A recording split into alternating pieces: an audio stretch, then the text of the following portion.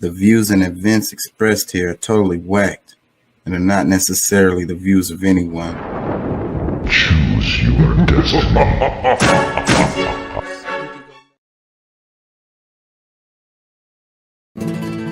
Dime qué tú quieres, papi. ¿Quieres que lo mueva para ti? Mueve, mueve. ¿Te gusta cuando me muevo así? Así.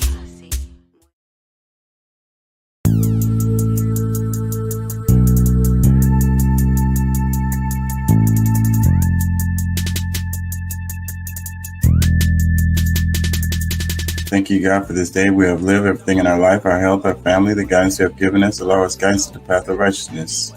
Amen. Really, I'ma get that bitch. Revenge is a dish best served cold. She took my son, now my soul is cold. He took my daddy, now my soul is old.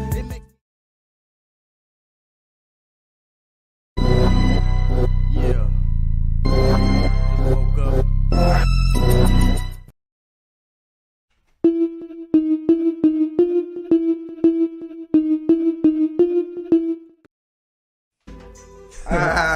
Yeah, man. That's hot shit right there, man. So what we gonna do? We gonna dub? King Chaka ENT. Y'all can check out the music on Spotify, Apple, and other services.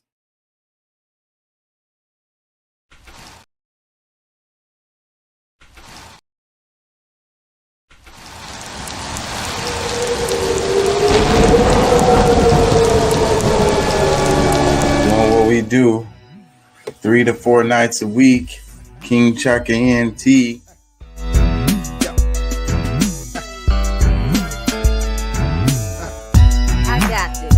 From the She back starts seat. shooting.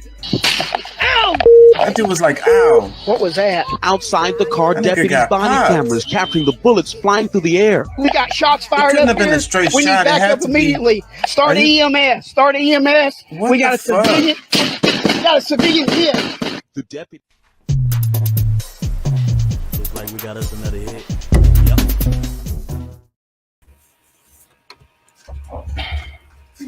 Hey, how y'all doing out there? How y'all feel?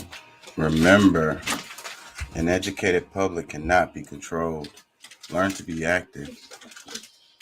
Views and events expressed here are totally whacked and are not necessarily the views of anyone. Held up by lies. I don't know if I used this title before. I try not to recycle titles. It sounds like I've used this before. Held up by lies. It's the idea that, society the way it is today is held up by lies. I mean, I don't know a better way to say it, but it's the facade, it's the gildedness, it's the fakeness of it, like I was saying in one of the other shows, how one person can, they say everyone has equal opportunity, and that's not true.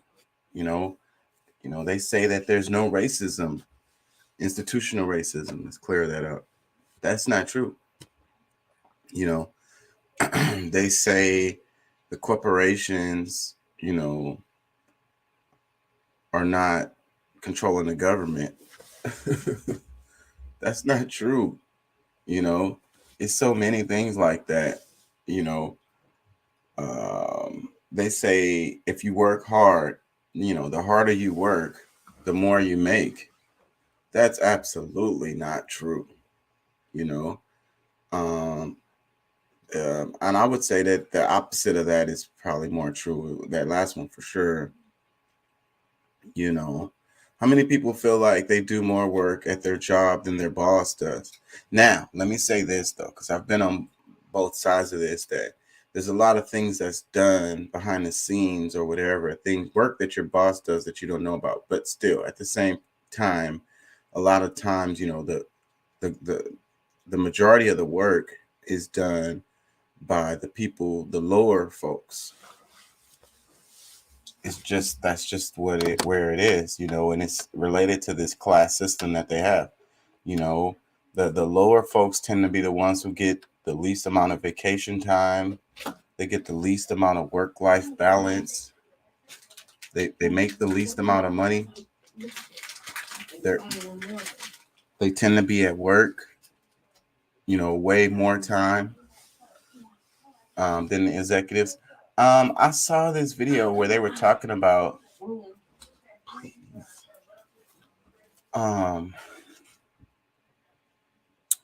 I saw this video where they were talking about, like, I think these people were in the UK, and these were executives, and they were working on a project with someone that was from the United States. And that person from the United States had that, how we are over here. Work, work, work, work, even when you get off of work, do more work, and that's the way you're supposed to do it. And it's like, it was like two guys from the UK and it was a chick from the United States. And it was like, they wanted to, it was like a weekend. It was like Friday night or something. They wanted to go to the pub and have a couple of pints. You know what I'm saying? And the lady from the United States, she wanted to keep working on the project, whatever it was. And she was being hard on those guys, like they're lazy or whatever. And the guys from the UK was like, they were telling the story and they were like, well, really, we felt sorry for her for having that attitude that she had towards work. It's an unhealthy, off balance attitude. Anyways, I don't know where I'm going because I just got distracted. I lost my train of thought. Let's do some random scrolling here before we get into it. I have to be careful with some of this stuff.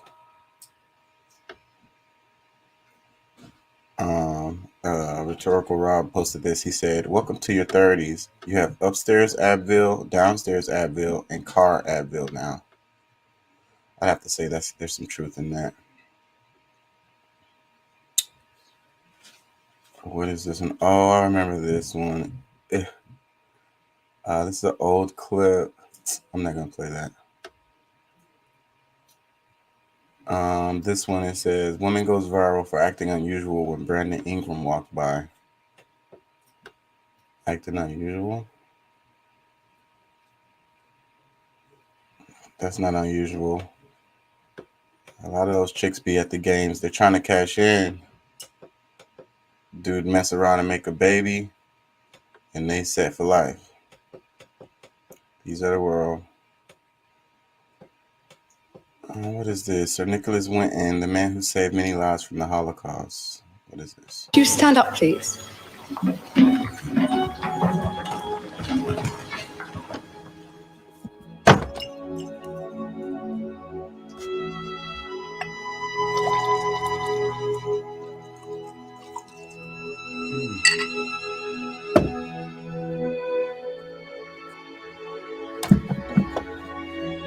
Guess those are the people he saved.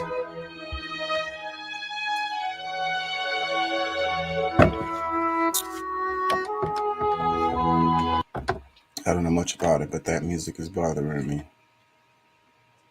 What is this? 7 psychological hack to stop overthinking.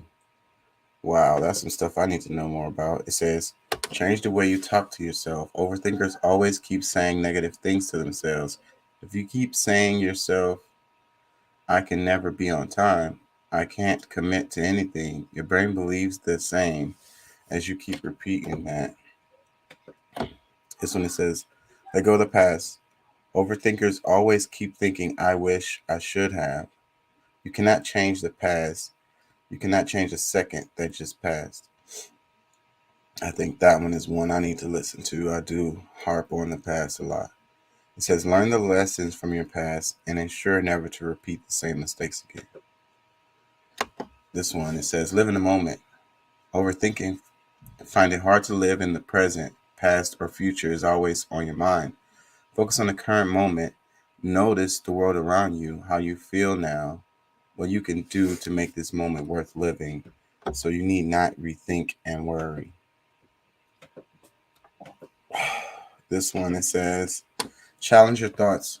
Overthinkers get lost in thoughts, little more than usual. It need not always be past or future. If you find a thought that is worthless passing your brain, immediately write it on a piece of paper, tear it, and throw it away. Oh, that's interesting right there. Might need to try that. Let me read this one. It says, focus on what you can control. Overthinkers always worry about things out of their control. Take a minute to analyze if that is something you have control over from a broad perspective. Focus exclusively on what is in your power. Magnifies and enhances your power. That's good. This one, it says, identify your fears. Overthinkers have irrational fears. You tend to suffer more often in imagination of what might be than in reality. Best strategy to overcome fear, take action. The moment you take action is the moment you win a battle with your overthinking.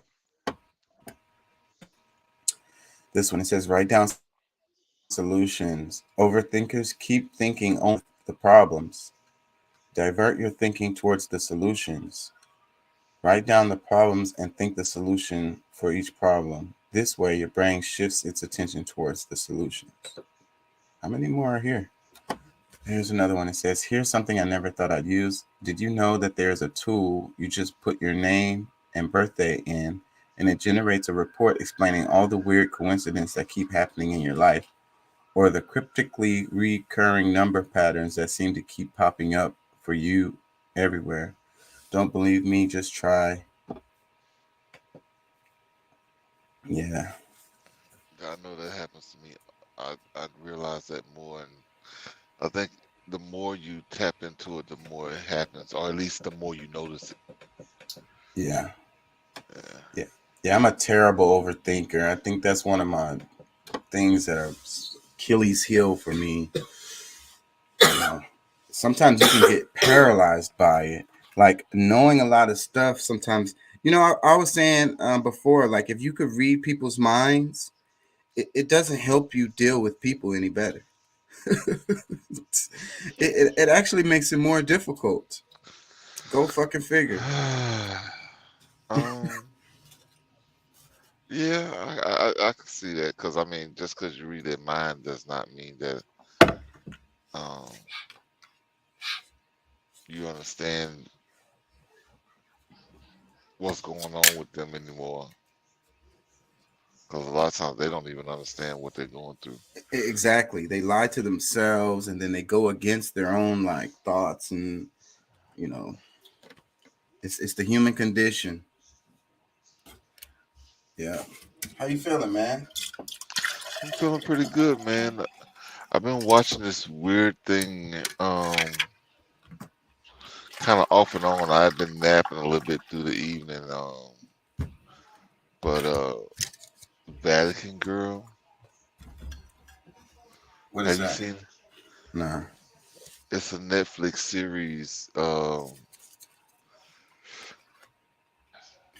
This girl just came up missing back in the early. When was this? I forget what the dates. I forget the dates, but bro, something happened to her within the city, and she was going to a school near the Vatican, and it looks like something they're finding out now what's going on with her. They found her flute in the archives of the Vatican. Mm. Yeah, I know it'd be some crazy stuff going on in that city. They don't even have to follow this. They have their own police. They have their own like law system. They have their own everything. Yeah, I think that city is everything but holy. And it's very secretive. Like the outsiders don't get to know anything about what's going on within the city.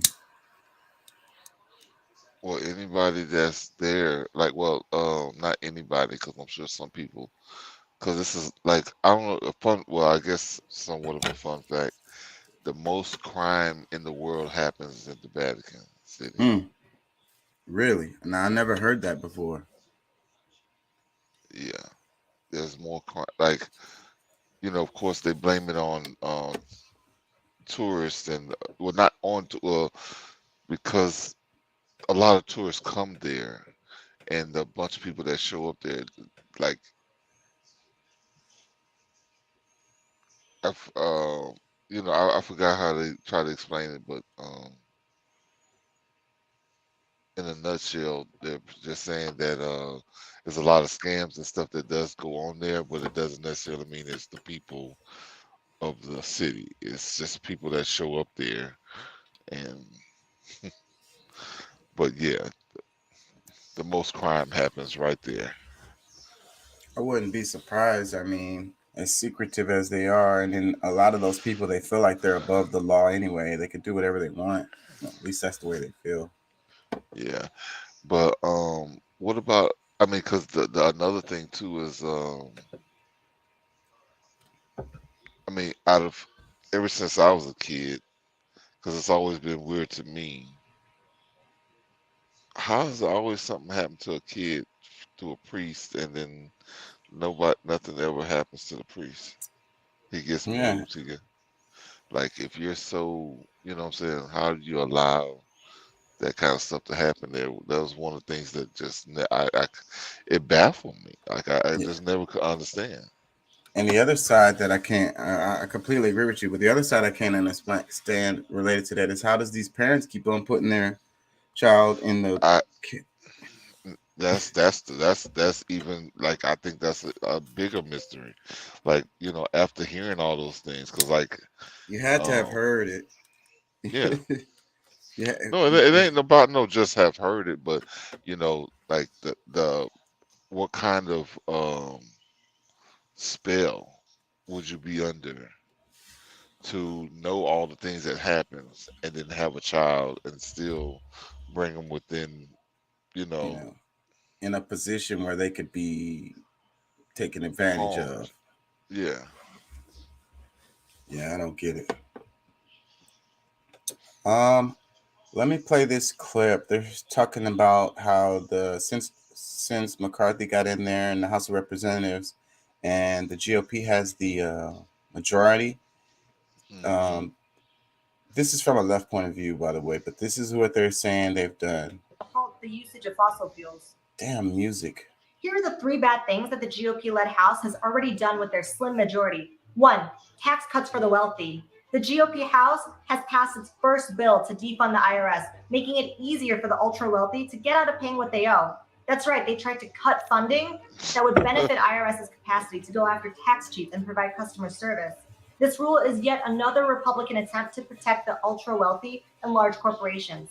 2. Remove reproductive That's rights. false. House Republicans plan on restricting abortion rights. They passed 2 abortion-related measures this week. One bans attacks on pro-life facilities, while the other forces medical practitioners to provide care to infants who survived an abortion, something that almost never happens. Neither is expected to pass in the Democratic-led Senate, but it shows that Republicans won't stop trying to ban abortions nationwide. 3. Worsen climate change. House Republicans are threatening the planet's climate. They plan to increase the development of U.S. fossil fuels. To boost their plan, they approved a rule to make it easier to sell our public lands to private companies to drill oil and gas. This will significantly worsen climate change. Climate scientists warn that the planet is headed toward unprecedented Who is disruption giving this if we don't report? halt the usage of fossil fuels.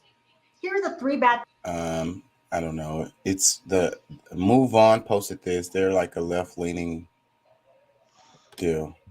Left leaning. Okay, you want to call it leaning. They are totally dependent on left. No, no. Well, then you go ahead. I didn't want to interrupt the whole thing like that because I No, know we're that's going it. to It's talk about over. it. Oh, that's it. The caption says the GOP-led House is wasting no time in enacting unpopular policies that, while unlikely to become law, reveal their toxic priorities. Say, bro, these people are insane, and that sounds like something that was like that was a statement given to be said for a certain amount. of money because first of all, first point. All right, let's remind me. What's the first point?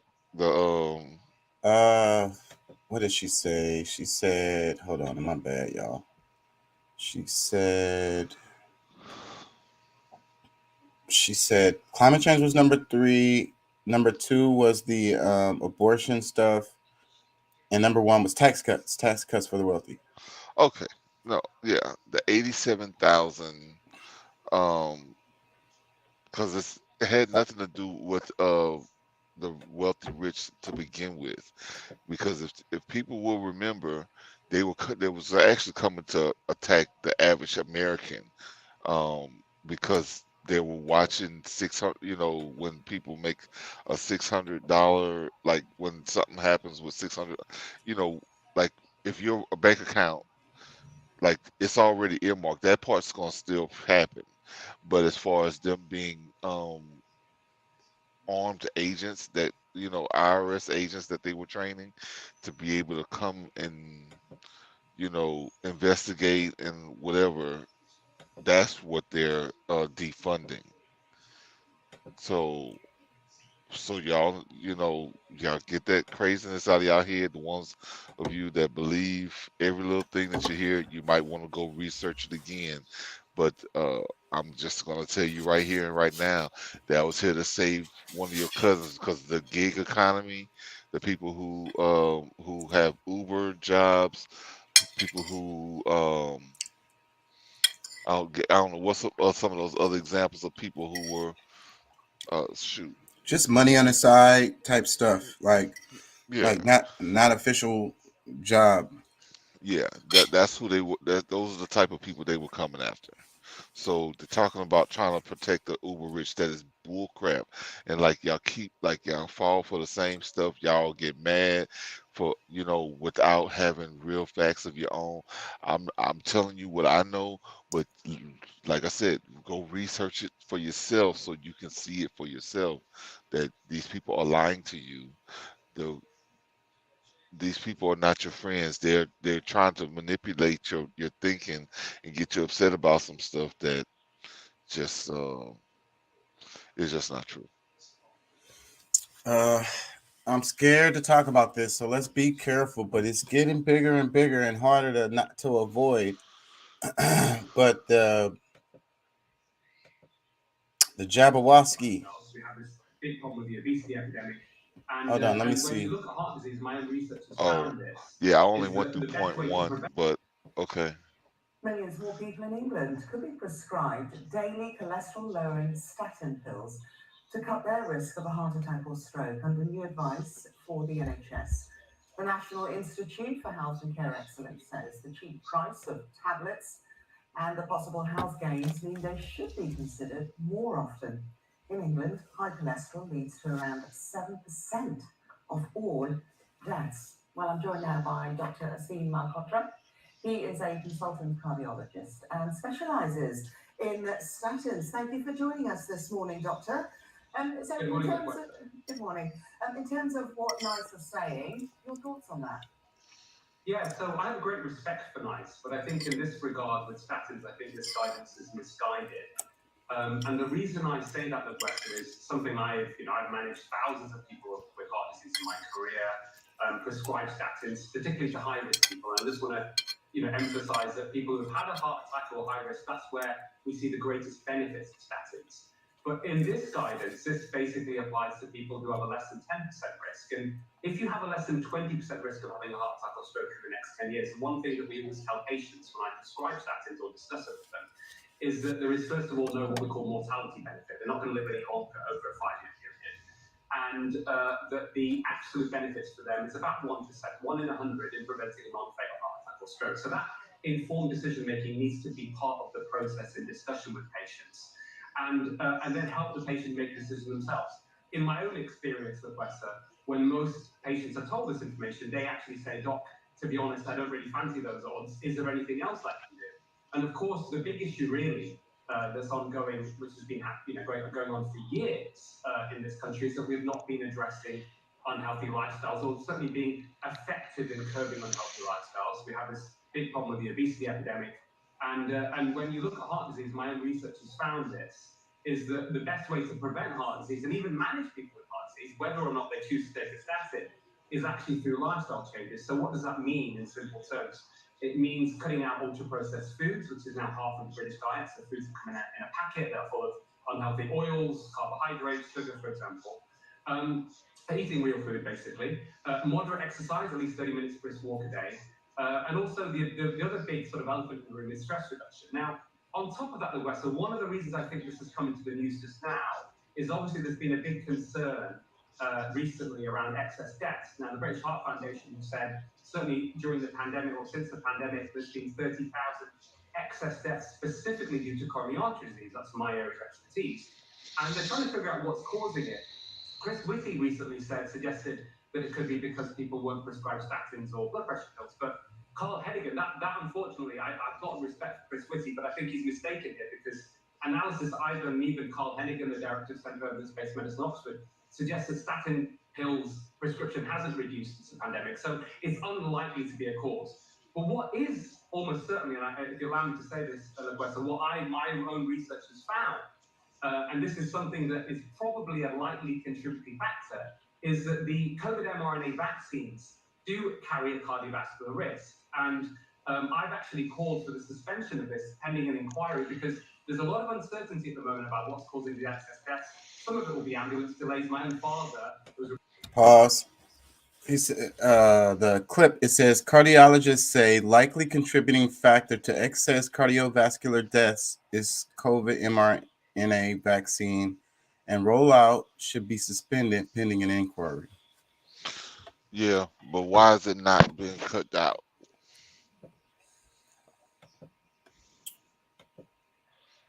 Why is it not being? Like why is it like with all the information that's available and known? Why is it not being stopped? Because of the power of the pharmaceutical industrial complex. They're making the killing. Well, literally and figuratively. No, actually, it's coming directly from our president because he's the one that enacts emergency use. That's the only reason why it's available, because otherwise it would have been shut down by now. Yeah, I think y'all give the government too much credit. I think that's what I be saying all the time. Everyone who thinks that these corporations aren't the ones that's really pulling the strings, even within the government. Well, no, not saying that they don't want it, but they can't enact the Emergency Use Act. It has to be done by an official, which is the president. And they pulled the strings of these people. Like, what did they say? I'm not saying that they're not. I'm not saying that they're not. But we have to be able. We have to land it where we can. We can't. I mean, look. Yes, these people have some hold over the government. Government officials, but we can definitely land our plane in certain places because we know who is capable of making certain moves. And then you follow the money after that. Yesterday, we were talking about Biden received more money than any other Democrats from the pharmaceutical industry. Okay. But I've been saying that as just as long as you have. I like, because like it's pretty evident of how involved he is, because I'm like, okay, yeah, follow the money. Let's see how well invested is he or these people into these different markets.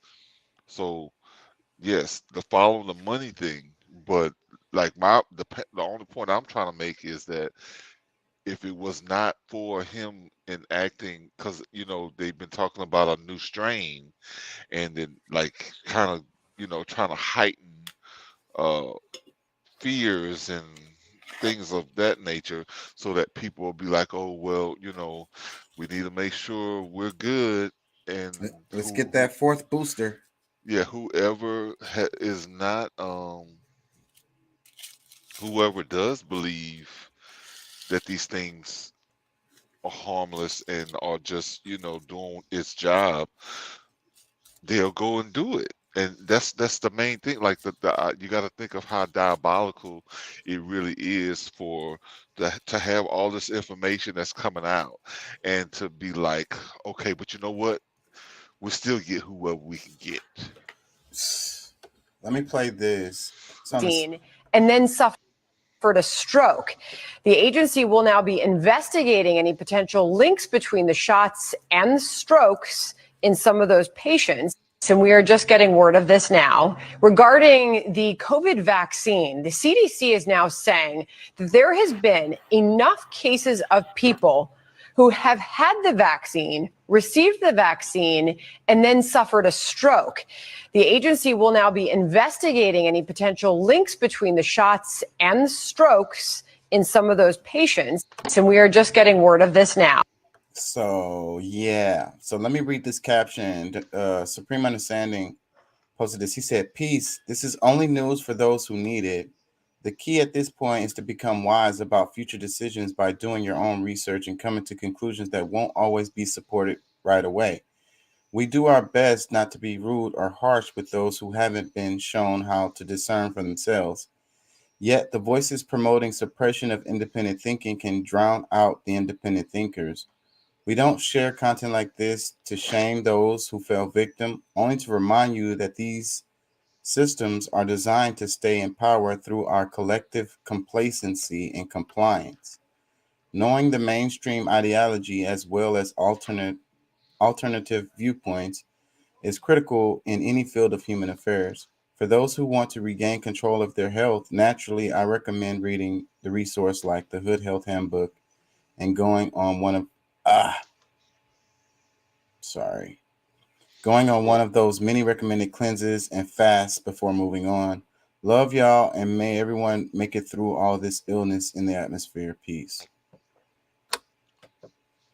Go ahead.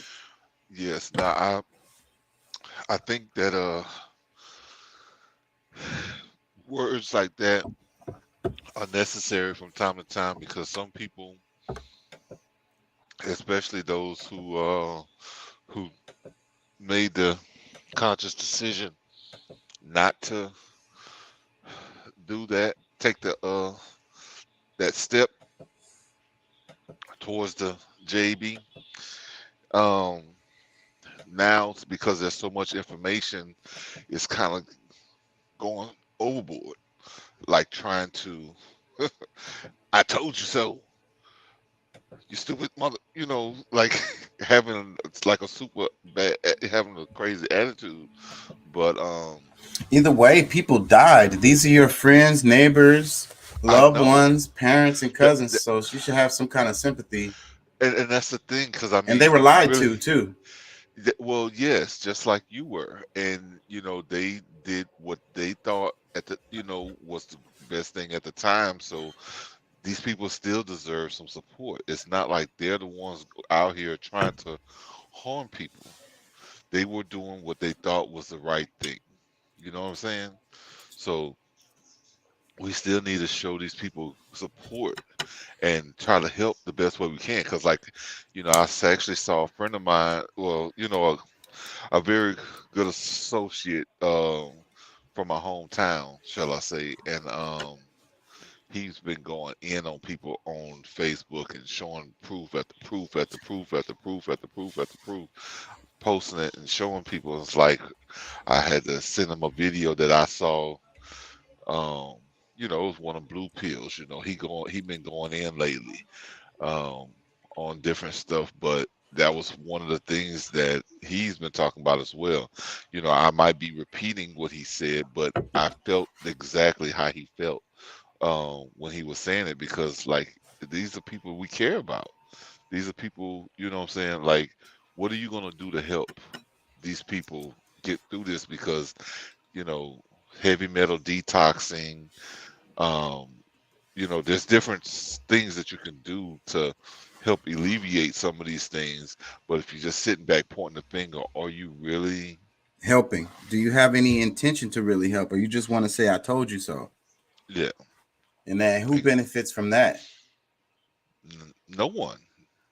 Not even you, because I mean, if all these people just are gone one day, and like how being lonely, you know what I'm saying? Like, Yeah.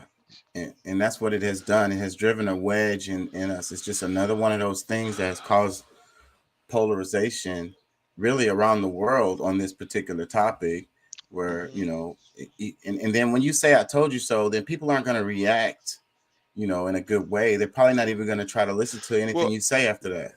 Yeah, because I mean, just imagine what these people are going through, especially what they're hearing now. Like the tone is different. They feel something, even if because there's still mainstream communities that aren't hearing much different. Like they don't necessarily, they haven't picked up on the differences that's going around right now. So a lot of people still believe that this is there's no, like, they just continue doing what they've been doing. Like, there's nothing wrong with what, because there's no, like, the people that they've been trusting doesn't have a different voice. They're still telling you to march on down and get the next scheduled. And at some point, hopefully we can get people to kind of change course when it comes to this kind of stuff and take their health in their own hands. Like the guy was saying in the first video I played, he was a cardiologist, and he said one of the biggest parts that we don't talk about dealing with heart issues is diet, exercise, fasting, drinking water, instead of relying on the pharmaceutical industry to heal you, take some of your health into your own hands. That's one of the things I really wish people will understand, that I mean, out of 100 years, or just over, how I guess it's been a little over 100 years that the American Medical Association has been existing, and it's their goal is not to cure you. Like, they've come up with alternative routes to suppress or to different treatments that will maybe slow the process down, or treat the symptoms usually. But it's never to cure. And it's like they say they want to make you feel better. They're not saying they want to cure you, or No. That's not the goal. That's the phrase is feel better. Yeah, the goal, because I mean, it's been coming out even lately that there's been for 40 years been a cure for cancer, and there's other doctors that's speaking up now, like a lot of doctors that's speaking up that knows this science, understands it, but was not able to use it in the setting as a doctor, like a practicing. Because their job is to prescribe stuff and to order procedures, because the hospital makes money, the insurance makes money, the pharmaceutical companies, everybody making money, and that's what all the pressure is coming from that direction. And speaking of that, look at this post right here. It says, new report at Accountable US. Pfizer plans to increase the prices of nearly 100 drugs, including a 7.9% increase on cancer drugs, despite seeing a 140% increase in net earnings in 2021. Pfizer has spent $8.7 billion on stock buybacks and dividends. Well, I know this might be kind of out there for some people. Some people might fit right in, but there's a science that has existed for thousands of years that did great healing. And am I to say that that's the only thing? Because I mean, there is some modern medicine that works and that is necessary, but it does not have the mindset of curing or um, you know, stop getting sick, like uh the avoid the thing that helps you avoid from getting sick in the first place. And, So and modern medicine is very archaic anyways. Like it wasn't that long ago when like something happened to your leg, they just cut it off. Like, and we still have in the modern medicine, they still have this attitude of, cut it off. Like cut that part off, that's the bad part. Cut that off. yeah, Like that's craziness right there. And then inoculations where that came out of Africa anyway. I was in one of my classes, we were talking about the history related to how like it took them a long time. Who was it? George Washington well, started using them officially, and like it was because it was looked down upon because it was a thing that they did in Africa, like well, where they would like well, we got to remember. Look, listen, like even I mean, because I don't want the idea that because I think at this point, because of what they're trying to do, the new technology that they plan to spread across all of inoculations, these jabs, is going to be dangerous. But the idea of inoculating someone or giving them, a vaccine, whatever, it's really the science of it was originally to give you a little bit of the sickness, right. They so take that like smallpox was one of the ones. I think it was smallpox, and it was really nasty stuff. Cow, and they would take the pus, from the animal, or an infected person, and they would cut open their arm or something, and then they would like apply some of it, and it basically is the same idea, yeah, and it worked. I mean, some but people did actually die, catch the disease and die from it, but yeah, most, like 99% of the people would just get a little bit sick, and then they would be what's the word? They would be protected from. They wouldn't be able to. y- Their antibodies will be built up in their blood that will fight against it yes, because in a natural way. see the thing about it is what the whole system of getting inoculated, getting these shots, was so that you get a little bit of this so your body can recognize it. So if anything like this comes around again, your body's like, oh look, there go this. No, we need to kill this thing out and kill it out fast. Yeah. So that's the thing. Like when your body is new to, because see, natural what's the term? Not natural Immunity.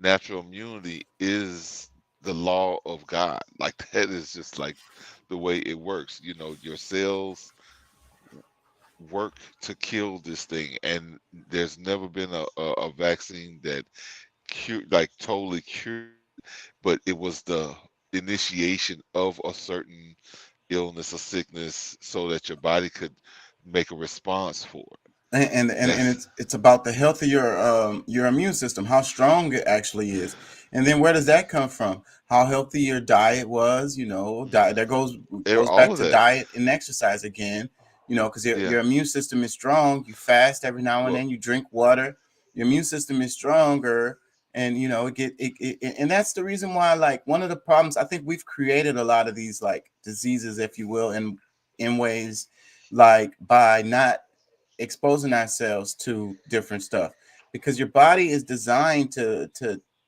be exposed to this stuff so that it can, like you say, be ready for it when it, yeah. getting little bits of it is good in the long Yes. run. In the long run, because yeah, you might get a little sick for a little while, but But if you It's keep really, yourself in a bubble like Bubble Boy, which that guy had an immune that yeah, he had a no, special circumstance, but we do this, as a society in our homes and stuff like that, and the buildings that we're in or whatever, like we never really exposed to stuff, and therefore when we get it, then it well, takes us the hell out. well, I'll tell you too is that which I believe is not an accident, but our food is so deprived of minerals and vitamins and the nutrients that our body needs, the fibers that we really need in our body, that we're immune. Our immune system is Weak. already weak. So I mean, supplementation is a necessity for us, and to get the right things in our body, so that our immune system can be ready to fight or strong enough to fight when foreign things come around that is, not conducive to our health. So, but overall, the main thing I want people to realize is like these things, these shots does not necessarily, especially these ones, because it doesn't have anything in it that's, all it does is really confuse your DNA and your RNA system. Let me read this, because this was the caption for this post that I read a minute ago. It says, Siri, what's the definition of evil? This caption right here says, and on top of that, this is a comment. It says, and on top of that, medicines doesn't make you healthy. That's the biggest scam of all. Conventional Western medicine is one of the biggest scams of all times, next to religion. In fact, it is a religion. Sure, it does something, but it doesn't heal you. It doesn't find root cause and restore you to health. It overrides symptoms for a while. It's remarkably unsophisticated compared to other healing practices out there that actually employ far more sophisticated testing methods and take the time to develop individual protocols. Convention medicine expects you to fit into a table of category. It expects you to be a machine like a car. If you don't fit into the category they've predetermined, they'll just tell you it's all in your head. And they, one of the things was, because this was in my class too, they were talking about how when they were studying medicine, a lot of the stuff were for men. They didn't even use women in the the trials. Yeah. So they didn't distinguish that there was a difference between men and women, and therefore some of this stuff doesn't work as well for women as it does for men. And it's the same is true racially, because the ethnicities out there that are different, and different bodies, different environments that they live in, different kinds of foods that they eat, all of that, none of that stuff is taken in consideration. It's all this generic thing that works, that's supposed to work for everybody. And the thing is, like, one thing is, like, the doctor they don't know you. Like, they know a lot of stuff, but they don't know you. And you better than the doctor for sure. That's the reason why when they ask you questions when you go to the doctor, you really need to be as 100% honest as you can and give them as much information as you can, because that's what they're going to go off of. Besides, their training, their medical training, but what you tell them is helps them a lot, because they don't know what you do day to day and stuff like that. And everybody is different. Everything doesn't work for everybody. It's not generic. Well, look, I'm gonna because this is one of the things in our tribal community that we was stomped in our head from the beginning, and not to feel bad about it, because yes, I mean, when you see these differences in people's phenotypes and their skin colors, and that shows that there is a chemical difference because we came out different. There's nothing wrong with that, but as long as we continue to believe that every structure that we have in our bodies, our epidemiology is different, So there's certain medical things that we will have to deal with somewhat different than others. So, but if we continue to play the fool and not accept the fact that we do have differences, and even to a molecular, like on a molecular different, like to a it might be very minute, but those differences make a difference in your overall health. So, we need to realize that like we can't do what everybody else does. Like we have a lot more carbon in our bodies than others. Let me read this. It says, just capitalism doing its thing. Stop crying. Start organizing. You'll never get that system to be fair. I agree with that. Let me read another one. It says, yet many liberals rush to get the jab from these pharmaceutical cartels, knowing they don't have our best interests. Another one, it says, and yet how many people took the jab without question? Well, I think that a lot of this stuff is based on fear, and I think from two different, at least two different angles to look from is because, of course, the fear of, losing their life from some disease, really, and then man-made at that, but also the fear that these people might come and try to do it themselves. Like if you don't go, like I really felt like there was, some people really felt like they was gonna have the right to come down and force you. If you don't do it like on your own, we're gonna make sure you get it anyway. Like some people really, and that's the kind of fear that these people try to put in some people's minds, is that, you gonna get it. You know what I'm saying? And people don't realize like how forceful our president was being at some points, with his words. Because I mean that's forceful as he could get, really, but he really tried to bring on that fear campaign and showing his fascist side, that he's really trying to control things on a totally different level. So like this is something that, like, if they can knock down as many of us as they can, it gives them less that they got to come, like they can fight in the end of everything. Yeah, well, I gotta say, I mean, they scared the shit out of everyone, Remember when it first started and we saw those pictures of people just dropping in China, and it was just like bodies everywhere, and like that kind of thing scares the shit out of you. But see, what I have to say on that, back going to spirituality or going to religion, I mean, we're not supposed to fear death. We're gonna die at some point. Not to say that you don't be responsible, but at the same time, you can't let them scare the shit out of you into doing stuff that maybe you wouldn't have done otherwise, just because you're so afraid. Well, that's the thing. I think that religious, and I don't mean to be mean to anybody, but I have to say it the best way I know how, is that a lot of religious people are fearful. They are scared of, the thief in the night, and all these different things. Like that's one of the reasons why they're stuck in that system of, that spiritual system. And there's things that frees you so much more than a lot of these organized religions, which is nature itself, like God, like just knowing he exists itself, like, Yeah, I think true spirituality is not based on fear. No. When you really actually believe in God, then you're not going to walk around fearful, No.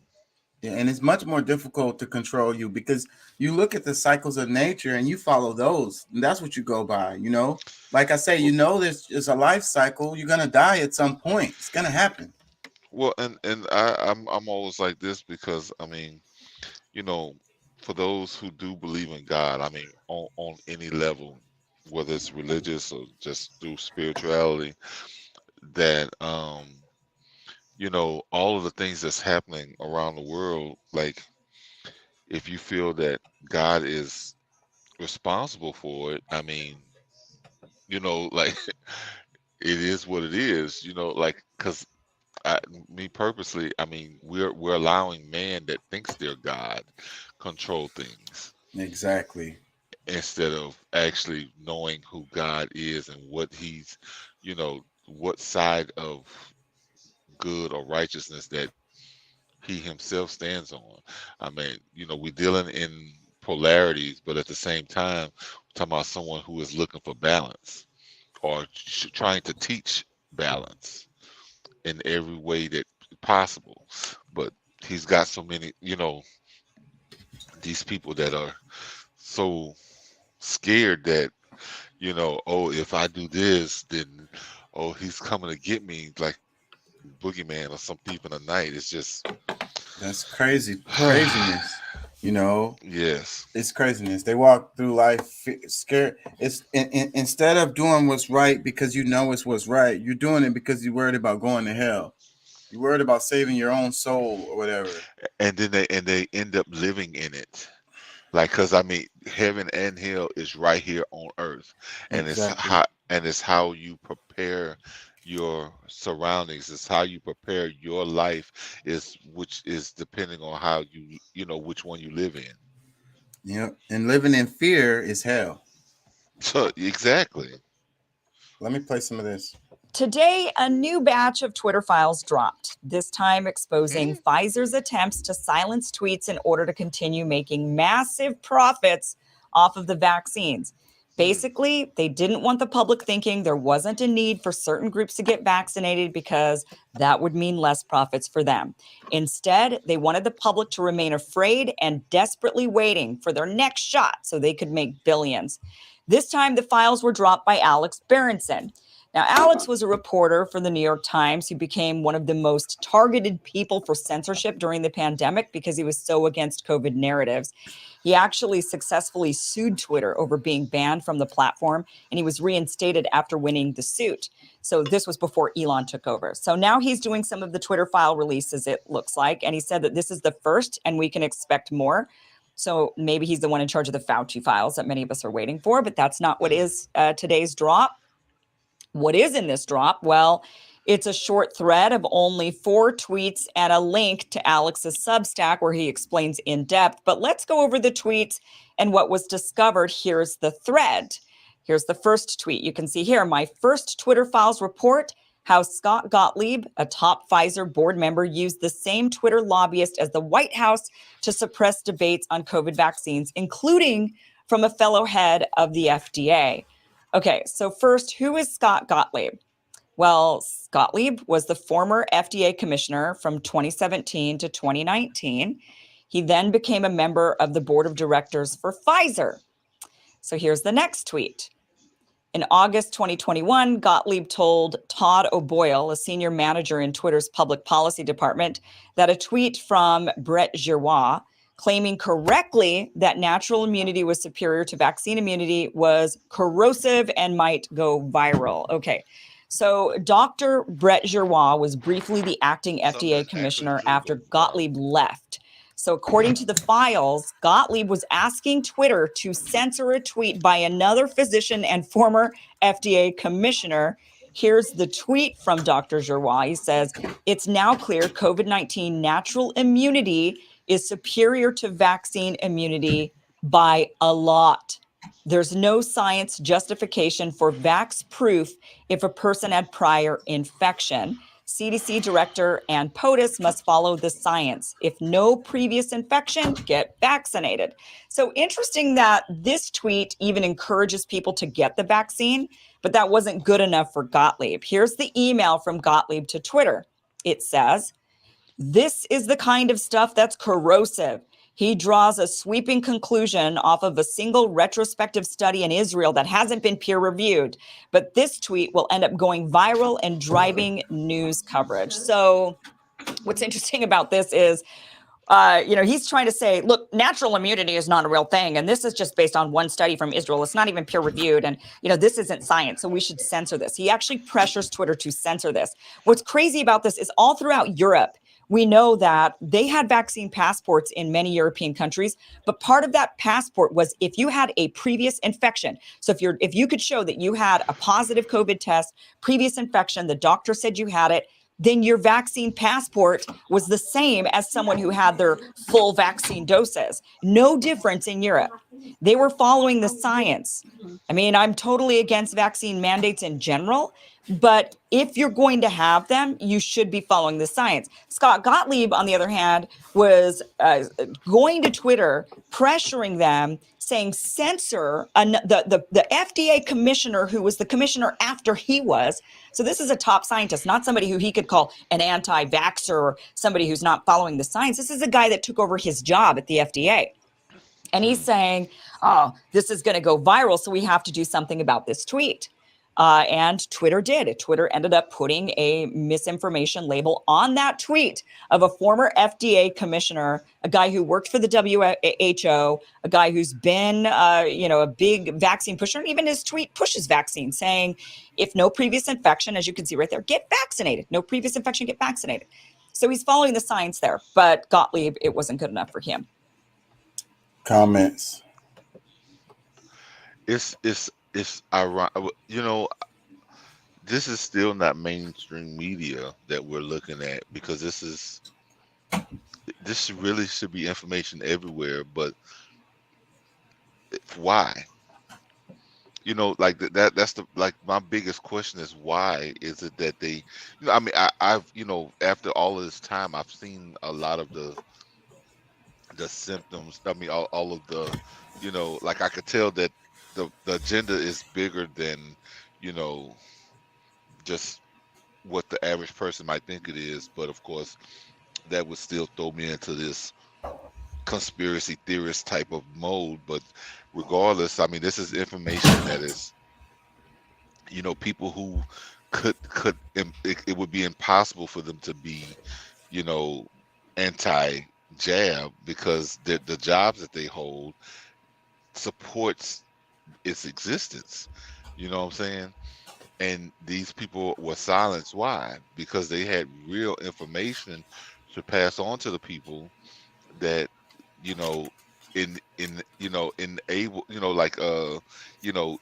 would stop people from making profits. Right. It would go against the agenda. Like, we talk about profits definitely is an issue, but I'm sure there's more to it, the story, than that. But yeah, so this would get in the way of whatever they're trying to do. It doesn't matter that he was a guy that used to be the damn, head of the what was it, FDA? We don't care. Like, this guy is talking stuff that's gonna hurt our pockets or hurt our agenda or hurt what we're trying to do. Silence this dude. No, it's really insane, bro. And to me, it's just like, I know there's some people that I know that, they're not thinkers like that, and that I try to be there for them, to try to make some awareness, and just to kind of see beyond the surface, and some people got it, which like, I'm proud of those. But for those who, I think some of them still can, like, they hear you, but at the same time, it's hard to accept. Because it's like this blind faith in authority. It's like, who are you? You're just some guy. This is coming from the official sources or whatever. So, like, I'm gonna go with them over you, And then the part of that is that they're not willing to think for themselves or whatever. That it's this cultish, dogmatic view of authority. You don't have the authority, you don't have the label next to your name. But then in this situation, with this one, with the Twitter files, it's like, this guy was official, he was an authority in this area, but they're still like, don't listen to that guy because he's saying some stuff that's against what they're saying now, or whatever. My thing is, and I try not to be too emotional over my response of how people have taken certain things, but at a certain point, there are things that does get a little bit under your skin, because you know, some of these people that you're talking to are people who've been knowing you your entire life. And for, you know, for you to have had the example of being, you know, or people have taken you to be this upright, good person for as long as they can remember, that when it comes to a situation like this, now you're not that person.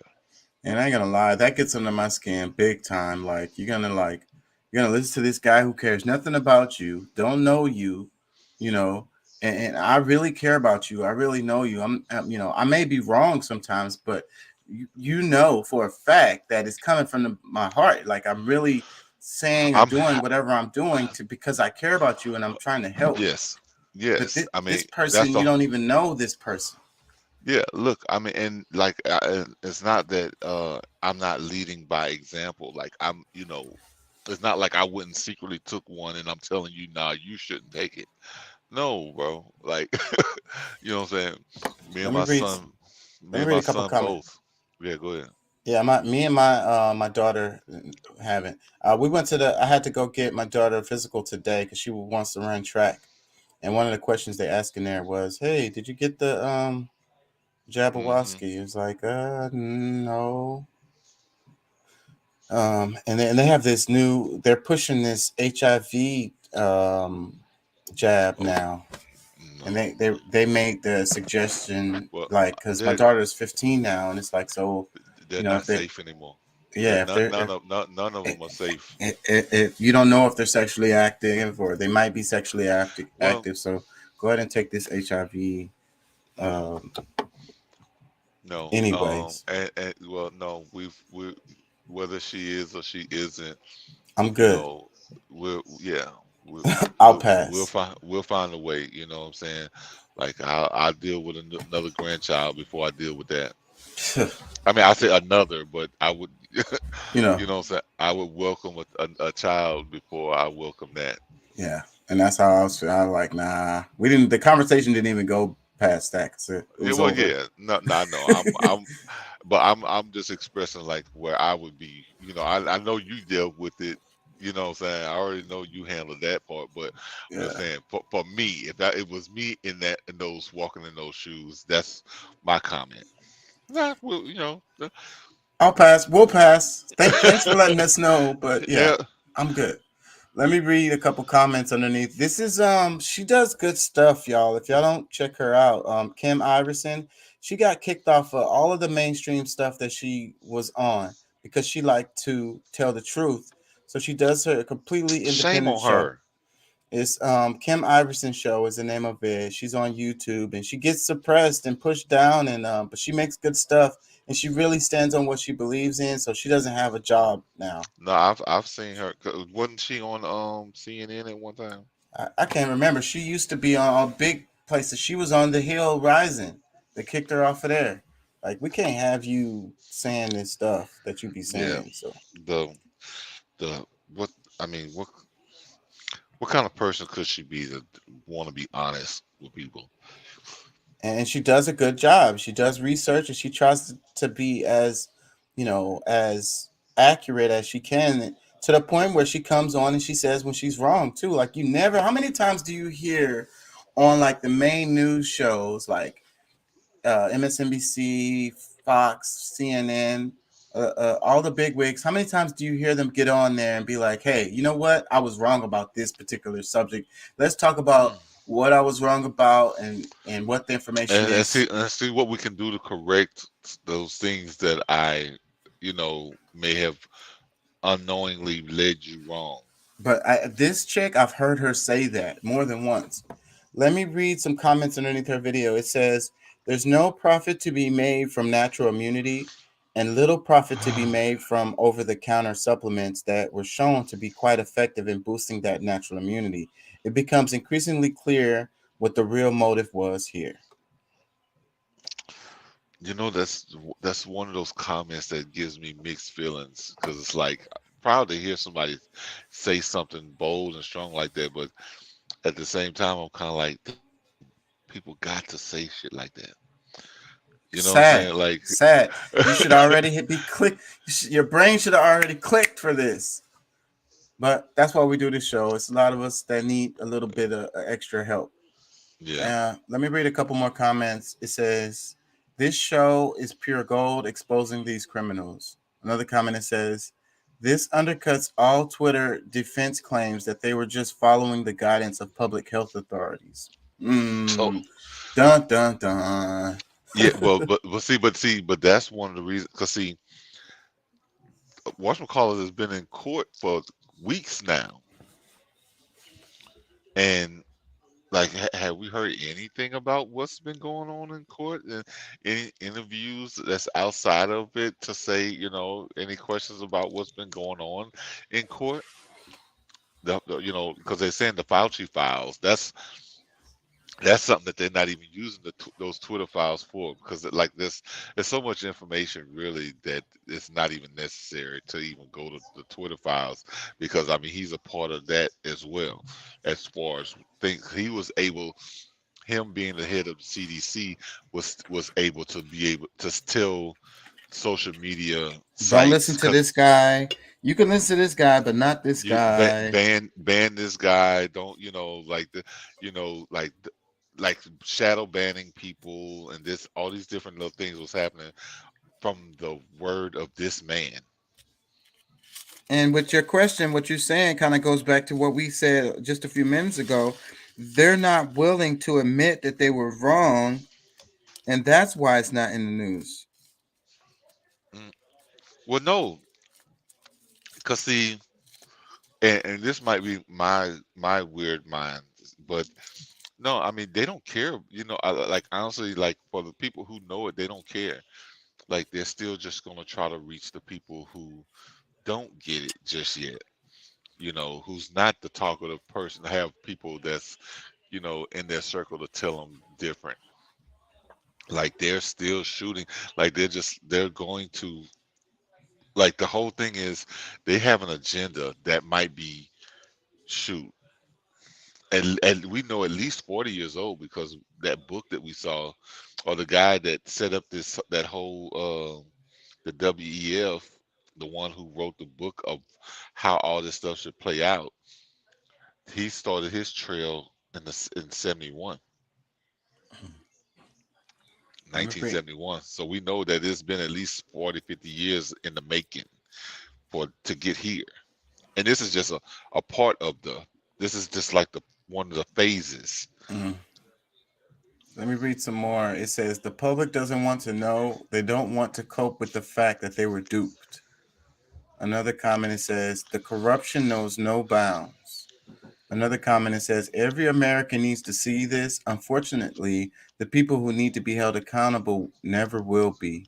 But an informed population can prevent this from happening again." And that's why I do this. I hope everybody watches this stuff, learns a little bit more, and at the very least, just be a little more skeptical next time they come and say some crazy stuff. Yeah. And I want to offer somewhat of, a solution. Something that could help is the main thing that can help you with, if you want to try to get rid of some of these things in your body, detoxing is always a great thing.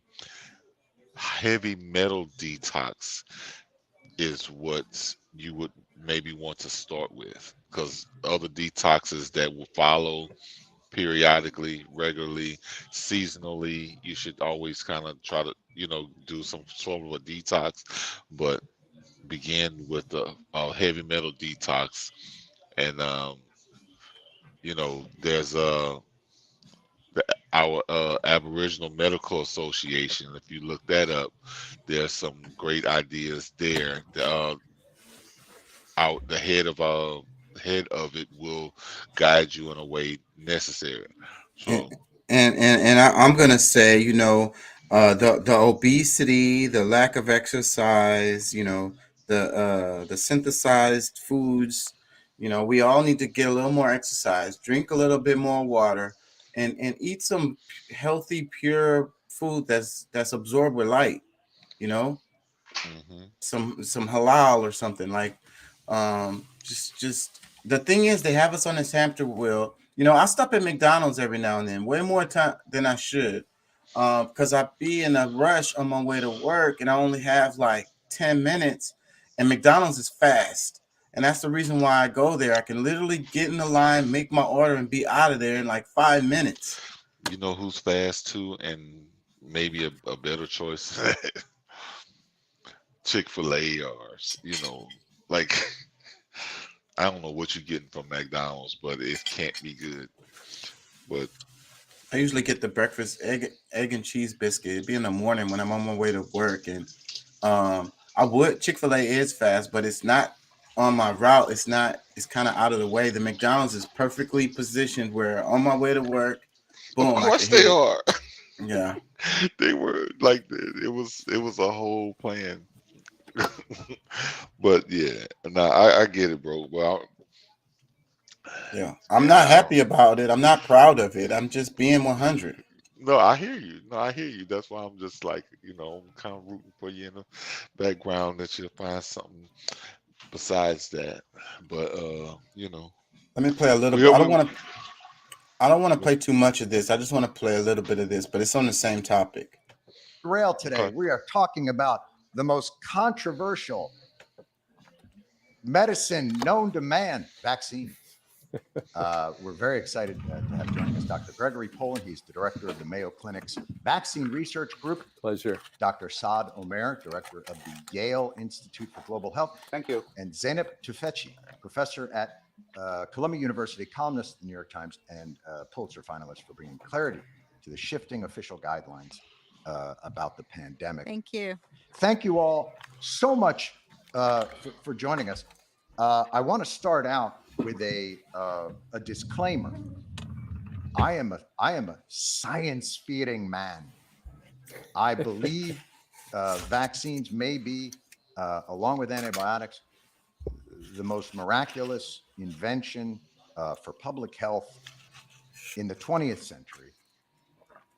But I too have questions, and I am confused. And full disclosure, I have been vaccinated, I think it's got to be 4 times.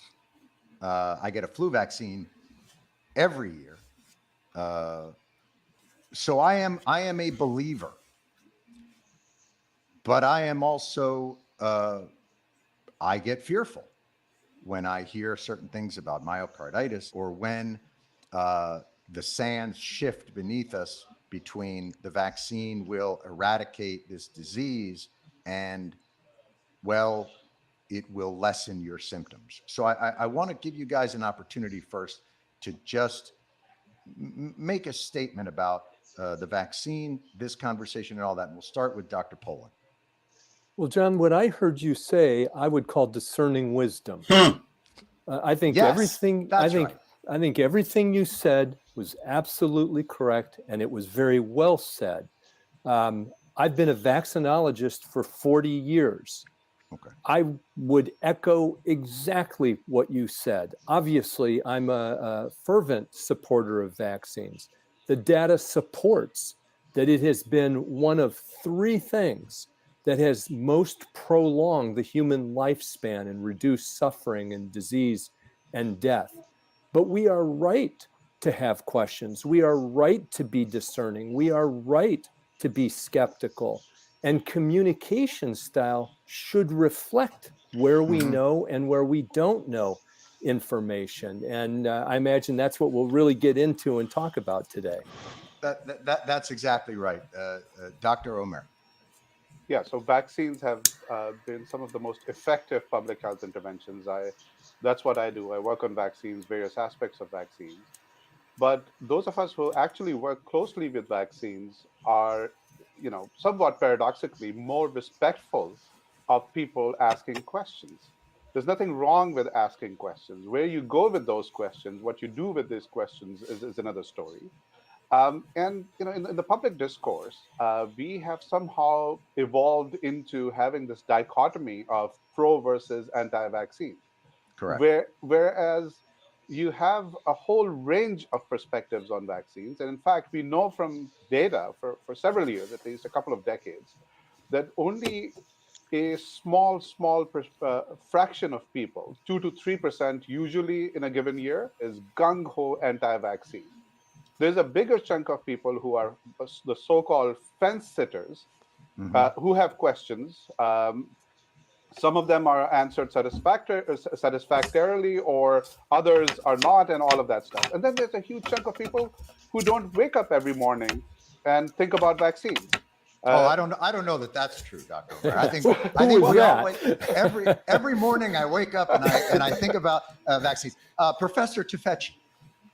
So I think it's almost like it's a victim of its success, right? Vaccines have completely transformed what childhood is like. If you walk by any cemetery, read any history books, just look at anything in the pre-vaccine era, you find that so many children died. I have a friend who got polio because very unluckily his family was away the week the vaccine was given when he was a kid, and he's one of the last polio victims in Turkey because of that. So like we've lost the connection to what it was like before.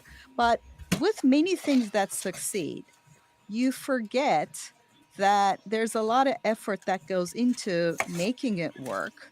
And once it succeeds, of course, we want it to be even safer and even better. It's kind of like you want to, so our standards are higher. So when vaccines first came around, people took it. They lined up their kids and cried with joy, even though the safety standards were lower, to be honest. Like at first. But certainly trust in institutions was higher back in those days. Well, but also we didn't know as much because at the time they were preventing something so horrible that people kind of were like, it was very obvious to people that whatever risk there was, it was less than the illness. But as time passed, as we made the vaccine safer and safer and safer, and the illness got less and less and less because of the vaccines becoming so widespread, people have kind of lost this sort of balance between, yes, you have to study the trade-offs, you have to study the risks, you have to make sure it's as safe as possible. But what people have lost sight of, I think, is the other side of the equation, which is these horrific diseases that luckily people are not tested with because so many of kids and people are vaccinated. So this is what I worry about. I think there's a solution, unfortunate solution, a tragic solution, if the anti-vaxxers succeed, is that we will see horrific outbreaks that kill so many kids in such a horrible way that it's going to be a wake-up call. And we're not going to have to argue back and forth like this because it's going to be right in front of everybody's eyes at tragic cost. And the whole reason I think we have to have these conversations and answer the questions and explain the safety and talk about the trade-offs. And what we do is to make sure that the lesson doesn't happen that way, that we prevent the sort of learning by human tragedy. Well, Yeah, I think she made a really good point. And then it's like, I think that, people forget, a lot of things. And it's like, it's not that all the vaccines are bad. I think that, with all of this stuff that they did with the new stuff related to the jab, related to COVID, is causing people to be like, no vaccines at all. And I don't know that is really the right way to go. You know what I'm saying? Like, I'm wary of them poking me with anything. I ain't gonna lie. I don't even like to take medicines. I don't even like I'll mess around with antibiotics. But almost anything else I'm very wary of. But the way what has happened, the backlash related to, because they lied to us and people are getting hurt by, the jab, it's causing people to turn their back on all of the vaccines. And what she's saying is that could cause a lot of these old diseases that we don't even deal with anymore, that are pretty much eradicated, to totally come back, and we'll start losing kids again. Well, I don't know if they're just going to come back, and the immunity that the mother has will pass on to a new child. So anything that, like our grandparents and all they were safe from, it's going to work through us, just through our DNA. But one of the things that I would definitely say, because it's the new technology that's really messed these things up. So that's what I'm saying. It's the it's the specific type. So if it is involved with the messenger of vaccines, these messenger RNA vaccines, you might want to consider another way. And even the flu vaccine, because I haven't gotten that in forever. The last time I got it was they forced me to get it for something. I don't know. It was some years ago. But And like, it's been 30 years, almost 30 years since I've had one, and I don't get haven't sick. had They to talking do it. about you get sick every year and whatever, No, man. If they no, you once they get give me sick that because you shot, take the shot. that was about to They, say. The last time I got the shot, I got sick as hell. bro, bro, that's what happened to me. That's what made me stop taking it. I was like, I was fine before I took it, because I hadn't been sick years before I took it. And I take the shot, and I was sick for like horribly sick for like 3 some days, a week. somebody convinced me. I don't know if it was my mom or my dad to go get the flu shot, and I was like, what I'm saying, like I was like, all right, whatever. So I went and did it, and after that, like I was the sickest I've ever. Yeah, sick as a dog, like horribly fucking sick. That's what happened to me. So I haven't taken one since. I'm like, I'll just risk catching a little cold. And the thing about it is they try to make you believe that these things are making you better, but maybe in some instances, but natural immunity is the key, keeping your body strong. There's people who have never had a single vaccine, and they are like the healthiest people I know. Yeah, but one part of it that's crazy is because when you have a baby, they basically give them all of those shots, and they force you to do that too before you even leave the hospital after the baby is born. And maybe back in the days it wasn't as bad, but now it's so many shots that they give the baby, and then like the parents don't know all of this stuff. They have to know. They got to go to freaking medical school to understand all of this stuff. They tell you it. They give you these little packets and stuff, and like this is this is that, this is that. They can't even pronounce it. Like they don't understand what's written on that paper. So the parents need to be able to weigh the risk factors and make decisions based on that. But for one, they're not educated enough to be able to do that. And for two, it's a lot of pressure. They'll be like, we're going to take your kid into child protective services if you don't do this. Yeah, and I get that. I guess to some extent I forget those dynamics because I mean, well, when my son was born, I was underneath the subjugation of a hostile government, but at this point I'm not. So I guess I can see it in a different way because there are other options that, if I have a child going forward, I will not take those same, I'm learning. Like, I mean, like when you know better, you do better. Yeah, but look, this is a double-edged sword because the way you can avoid that is not having your baby in the hospital, because if you have the baby in the hospital, they're basically gonna force you to take, and they're gonna put a bunch of stuff on the baby that you don't even know about. Like they're gonna tell you after the fact and shit. They come and get your baby and take it from you and go do all this stuff to the baby. And you don't even know what all they're doing. And so, but then the other side of that is, you kind of want to have the baby in the hospital for the most part, is because if there is a problem, those, they have the equipment there, they have the facilities, they have the stuff that can jump on it and help right away, and if I think the best way is to have like a midwife and not in like an official hospital, maybe at home or some other place that's not a hospital, but still have like a trained person there. But again, that person may not have the equipment that they need for some real serious specific situation for your child. And in the hospital, they're going to have that equipment there, and that's scary. I'm not going to lie. Yeah. Because all kinds of stuff happens. Well, no, I hear you. But it's not really that common that something like that is really going to happen. It's not common, but that's what, the chances of it being is there.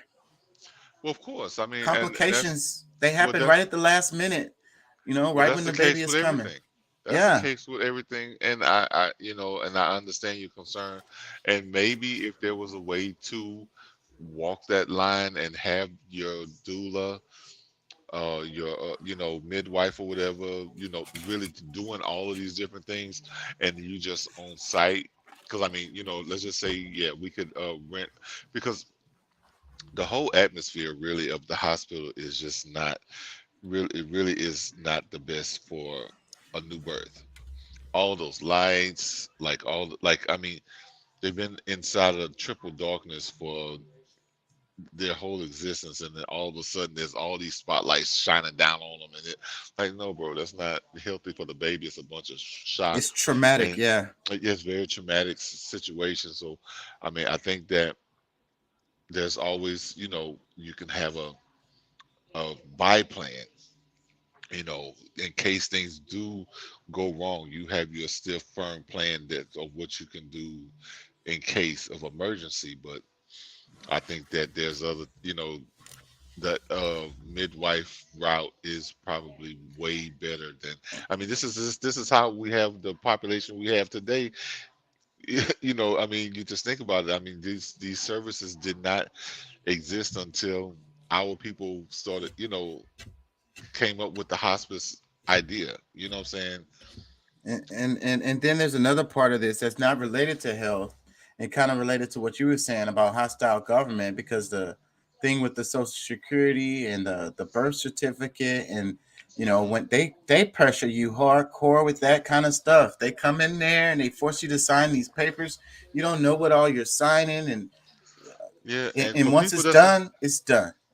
and for people that's afraid of that, like, bro, there's ways to recognize your child publicly without having to go through all of those troubles. You know, like my And we were talking about child support yesterday, and it's like when if you're in there with the mom when they have the baby, and like I say, they come in there and they force you to sign all this paperwork. who you is, what's your name, what's your, you all, know, all of that, and then you sign the birth certificate. Come to find out you're not the dad, and then it don't even matter. She could still file child support on you, and you're gonna have all kinds of hell getting out of that.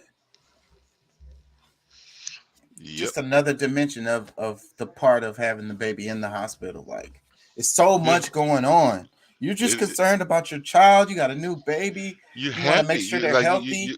And then they come in there and they pressure you and they make you do this. They make you do this. Sign this. Get this shot. Get this. Do this. Test.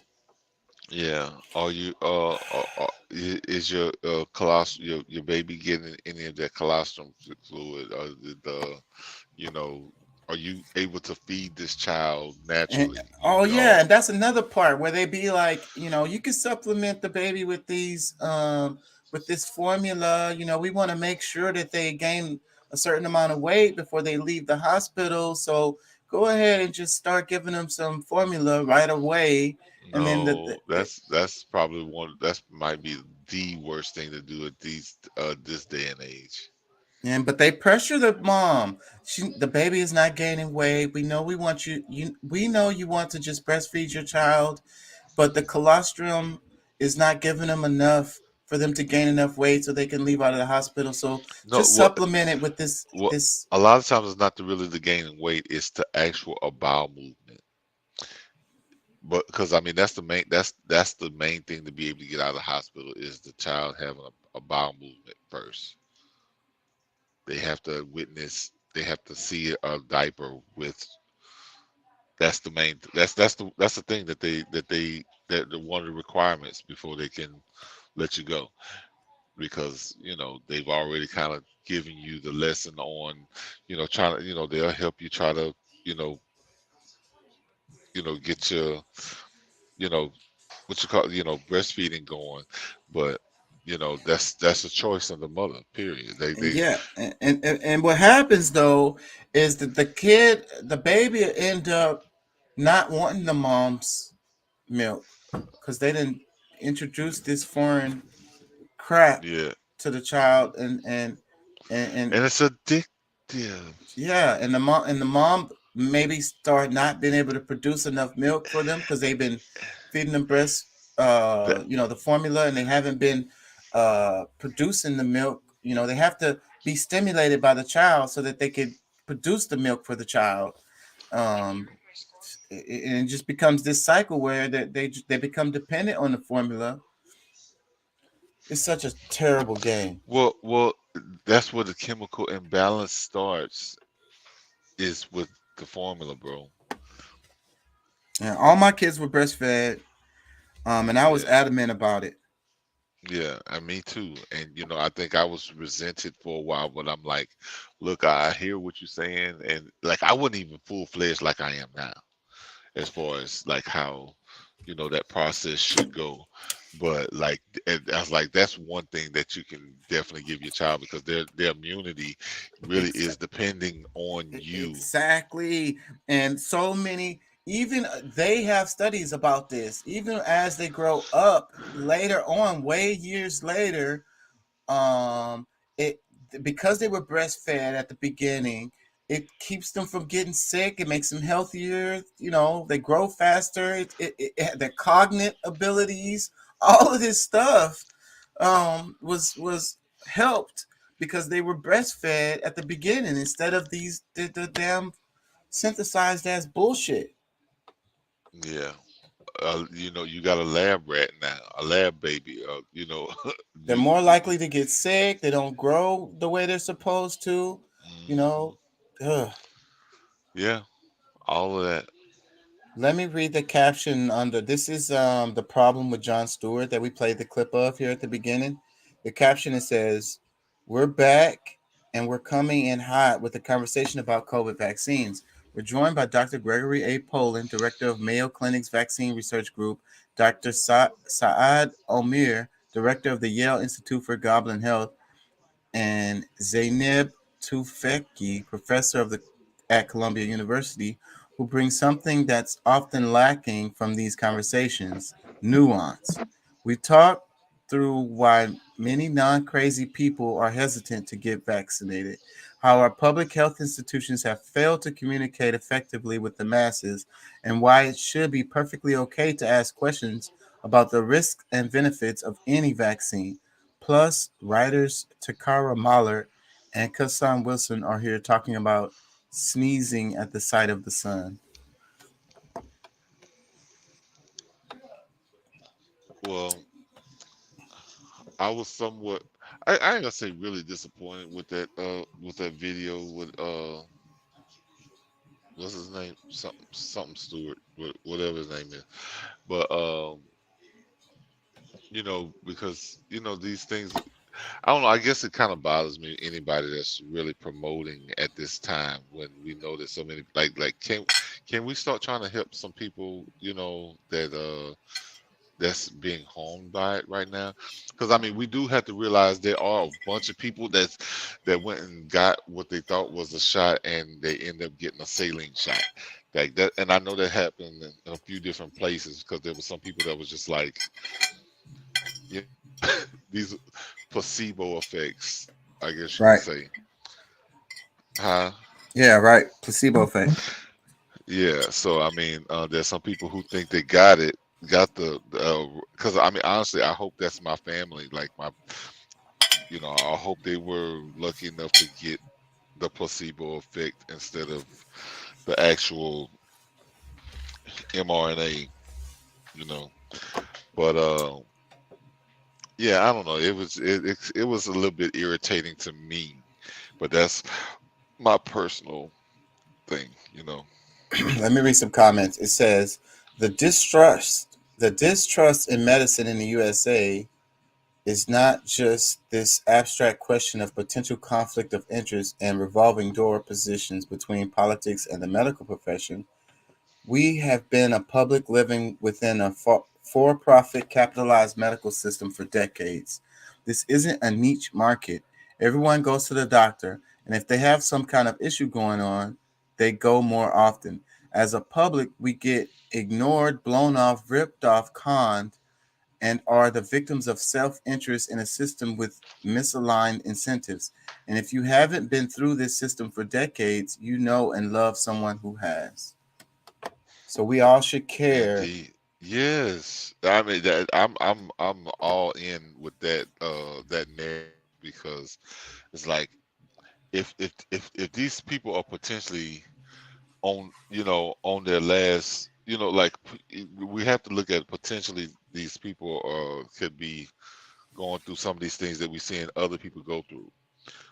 Why stress them out more? Why make them hurt more? What what I'm saying? Like, even if they can't accept that and try to reverse it, it's like there's no need to keep throwing in their face that, oh, you stupid, or you did, what I'm saying, you did, what I'm saying, like, it's just I can't roll with that.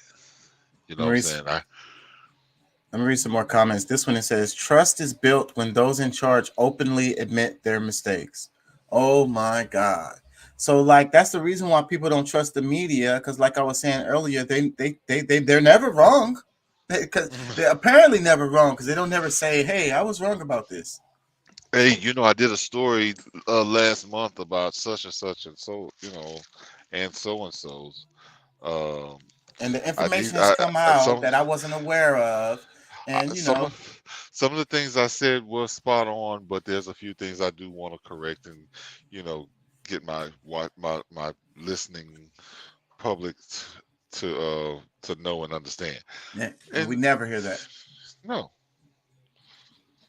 Let me read some more. It says, the hard part is getting people to distinguish between malevolence and incompetence. But I don't blame incompetence for this stuff. I believe, no. For the most part, no. Because, like, even when we be talking about the politicians and they be like, oh, the politicians are just stupid. I'm like, no. There was I don't know if he was congressman or he was somebody that had a voice at the moment, speaking on our president. And he's like, it is impossible for someone to be this foolish, or really pretty much saying this dumb, to make all of these step by step, like continual things that's been done that has only taken our country backwards. And it's like, you have to at some point say that, this is not accidental or incompetence. It's like, and it's like a bunch of, like, I've been knowing this guy for a long time. He's far from a dummy, very intelligent man, which leads me to only believe that this is a purposefully malicious job that he's been doing. So let me read some more comments. This one, it says, she's not actually Erin Brockovich. She's just Julia Roberts. That John was just shooting from the hip with no prep shows what a great comedian he is. Thank you for having this conversation. I haven't been feeling like myself in the past couple of months after a COVID infection. No super side effects, but a very clear difference in terms of feeling awake. I needed a lot more sleep and started taking naps at times, something I never used to do needed before. I'm super happy we have people like John who are using their platform to bring topics like this to the forefront. Keep fighting the good fight.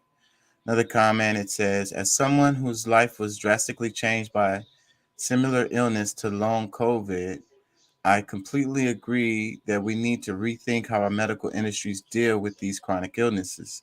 We get left behind and forgotten so often, and we're just left to suffer. I went from a super active, very involved human, father, husband, friend, community member to someone who spends 98% of my day in bed, and it is in agony. Is there more? Most of the time. This was a great discussion as always. One more comment. It says, fantastic and much needed conversation. As someone living with and struggling with an invisible illness for many years, very similar to long COVID, I can totally relate to the lack of quality information and the disinterest and denial made worse by the lack of humility of our current medical institutions. It takes long COVID to finally shine some light on my own medical community, In fact, my medical community has helped guide researchers in the understanding of long COVID, but isn't benefiting from anything close to that same level of interest and funding. Doctors and all high-ranking professionals really need to be educated and practiced in humility and knowing how to say, I don't know, but I'm willing to work with you and learn, or refer an individual, in this case patient, to someone else more knowledgeable. The unnecessary, useless, and risky drugs so many of us are offered as band-aids are ridiculous. Doctors went into this field wanting to be more than prescription pad writers, and it's not all their fault that they aren't. It's how our insurance companies control them. We need them to get back to healing and optimizing health and do no harm, to recreate a partnership and trust, but not just the medical community in all major institutions across the U.S. This entire country needs some serious humility and healing. Yeah, Yeah, I would agree with that. totally. I had another video on this. Well, this one was, I'm not going to play it because we've been beating a dead horse, but Russell Brand, he said, this confirms everything was the name of it. He said, just how corrupt are the FDA? This shocking story reveals the truth about their deals with pharma companies. So again, like I say, that's beating a dead horse. Well, I mean, and there's a lot of affiliate companies because these are the ones that we can look at directly, but the reasons why the decisions are being made at these other facilities, the FDA, the CDC, the WHO, and all that stuff, goes back to the WEF, the World Economic Forum. You know what I'm saying? Like a bunch of this stuff, you know, we just got to follow that. All those roads will go right back to there. That's like that dude that you read about. You know what? No, because I was watching another one of the videos that you posted about it's like, man, talking about how you didn't really know about this guy, the KS, not Kevin Samuels, but the Kloss dude. Oh yeah. And you was kind of amazed about all the information that you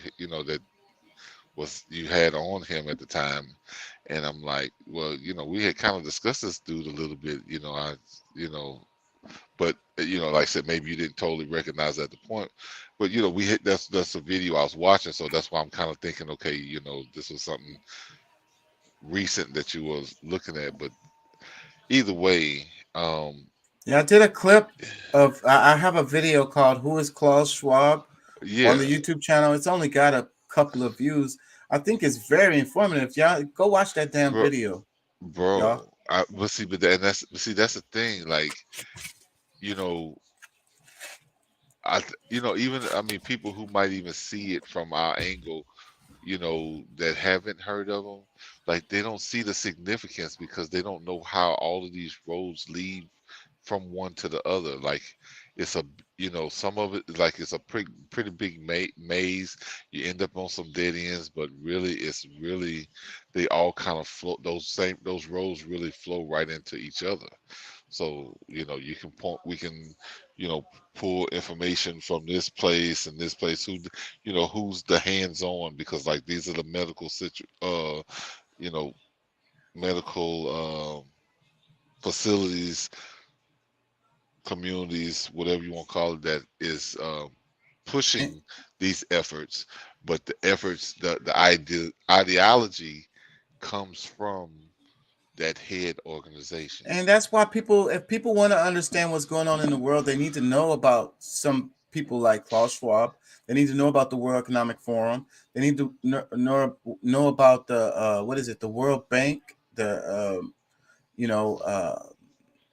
it, I can't even think of what it is I'm trying to think of right now. But they need to know more about this stuff to understand what's happening in the world, because things don't really make sense until you go. Yeah, singularly they don't add up, but when you're able to compile all these things and how they interact with each other, like how it actually works to come up against us, those are the things that when you can see that process, like a lot of things, like you know, you can become a conspiracy theorist too. Like, yeah, and I'm saying that, you know, facetiously because, you know, you can really actually see the more of the truth because you're able to combine all of these different sources. And you can And understand what's actually happening because the person who's giving your boss's boss your boss's boss instructions, like where he's getting his freaking stuff from.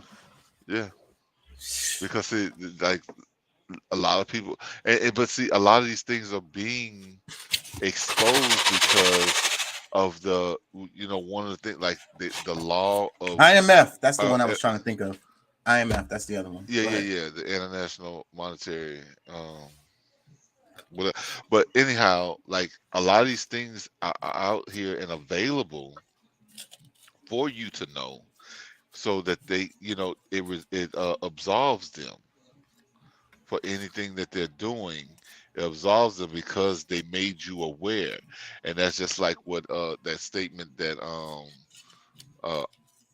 what's his name, the dude that they arrested in Romania the other day, the something Tate dude.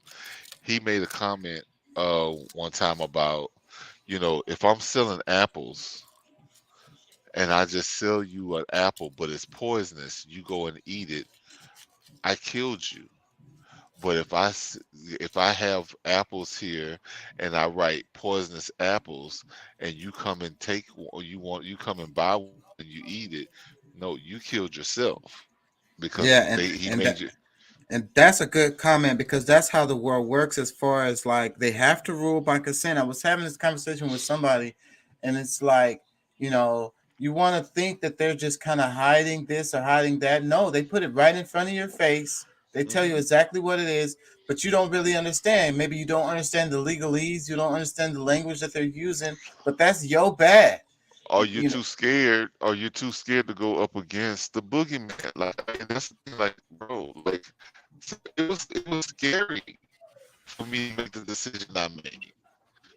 But I felt, you know, and you know, I'm thankful that I went the direction I went. But it's just like it was just as fearful for me as it was for you, or those who went the other direction. So I mean, I'm not really sure because I mean one way or the other, you're making decisions for your family, and you should weigh all the pros and cons and all the possibilities and be aware. And you know that because I mean it's like we're past the age of believing. We're in Aquarius, like we gotta get past this whole believing stuff. We gotta know stuff. I agree with that. It's the water bearer. It's revelations, and it doesn't mean the end of the world. It means it's the apocalypse. We're in the apocalypse, and the apocalypse means the revealing. Yes.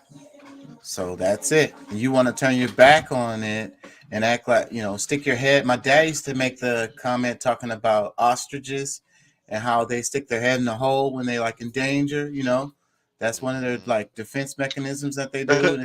Yeah, they gotta see it. Like they can stick their head in the hole. They don't see it, but everybody sees you with your head in the hole. And it don't protect you at all. Whatever was gonna come up and kill you is just gonna do it. Just because you didn't see it, you still dead. Yeah, no, you can't kill me. My eyes are closed. I'm not looking. I don't know, bro. Yeah, you're food now. Oh my goodness! Like, I mean, you know, I'm listening a little bit, but like, this is, bro.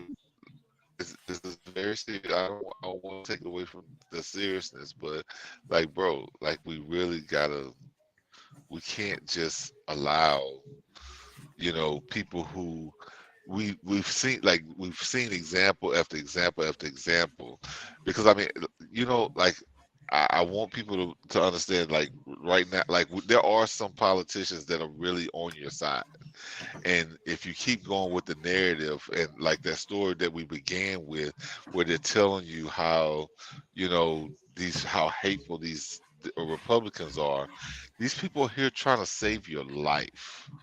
They're trying to protect you from the boogeyman. But if you keep doing what you've been doing, or at least what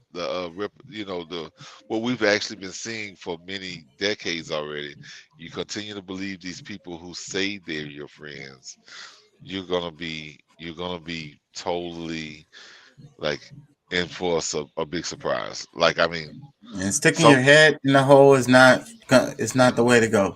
and some people are lucky enough to pass on without having to realize this, these truths.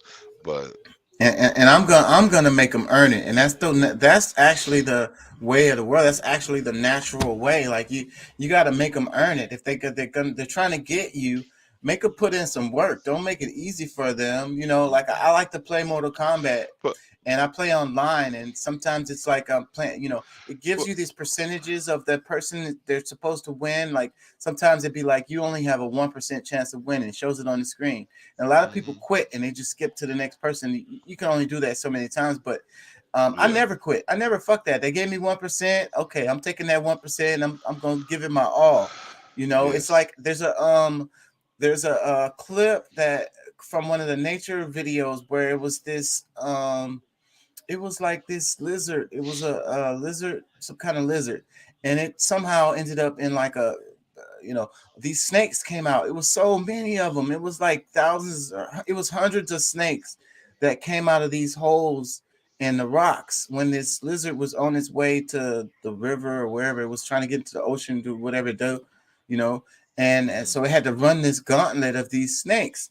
And it was running, and then if you watch the video, it really looked hopeless. Like you just knew he was gonna get got, but he kept running. And then at one point they kind of like covered him up, and you just knew that was it. They got him, but he kept struggling, and he took off running. And the whole time he was running, it was hundreds of snakes there. The dude made it. The lizard made it to the ocean. They didn't get him. He was like, y'all gonna have to earn this. Yeah.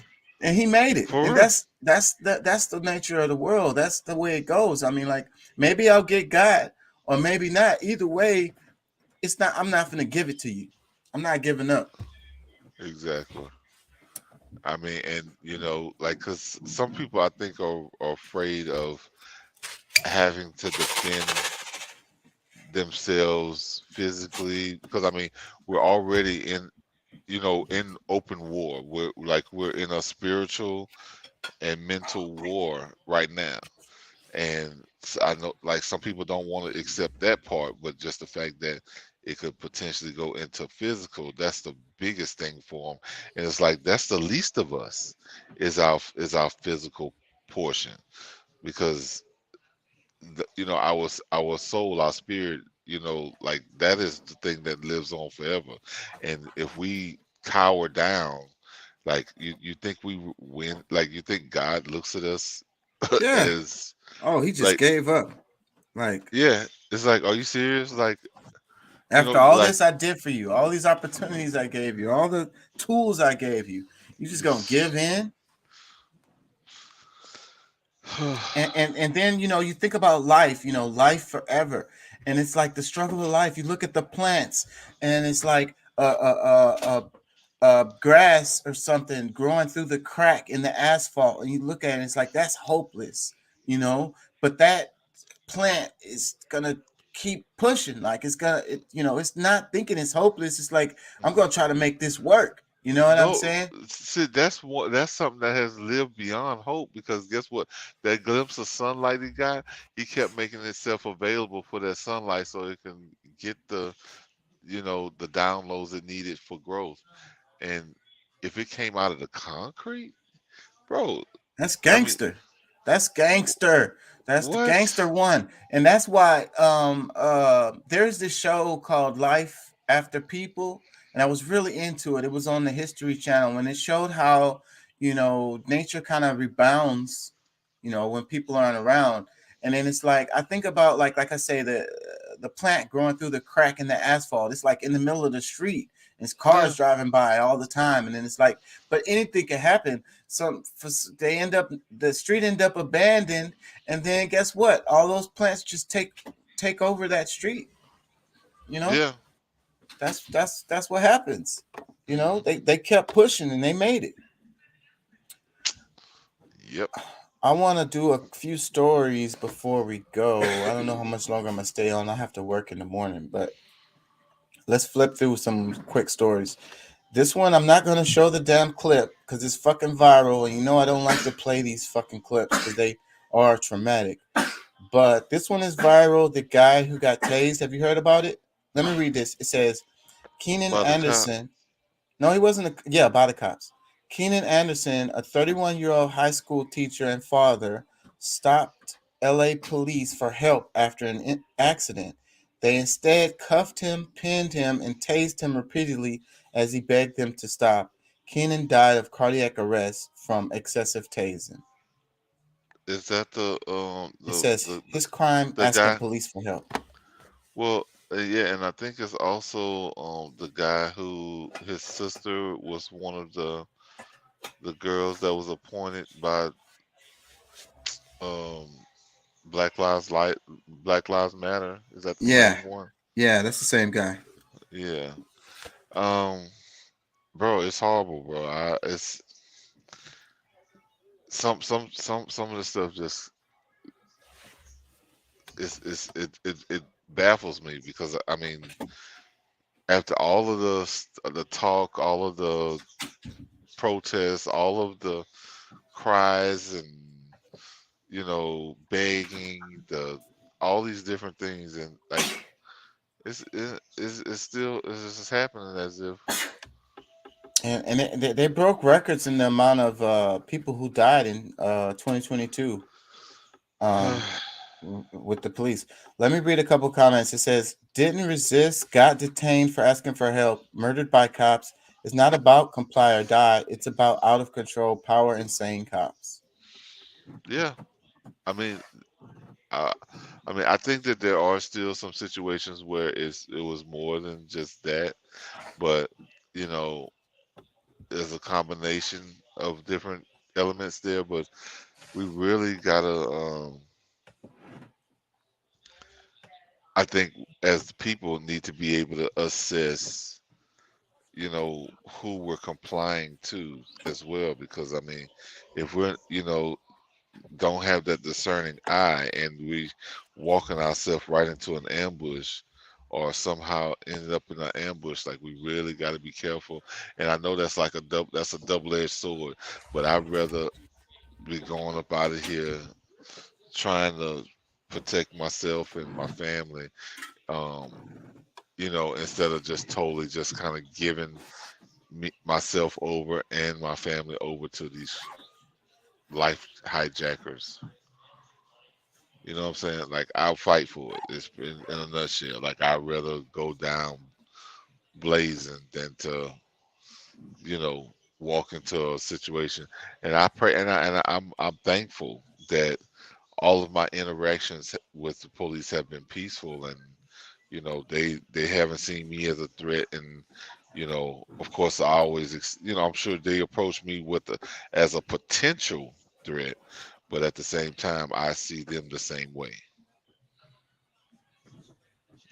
I'm looking for the clip where they talked about how many people died in 2022. Where the hell is it? Maybe it's on Instagram. Let me look for it, y'all. A lot of people died in 2022 with interactions with the police. Like a huge number.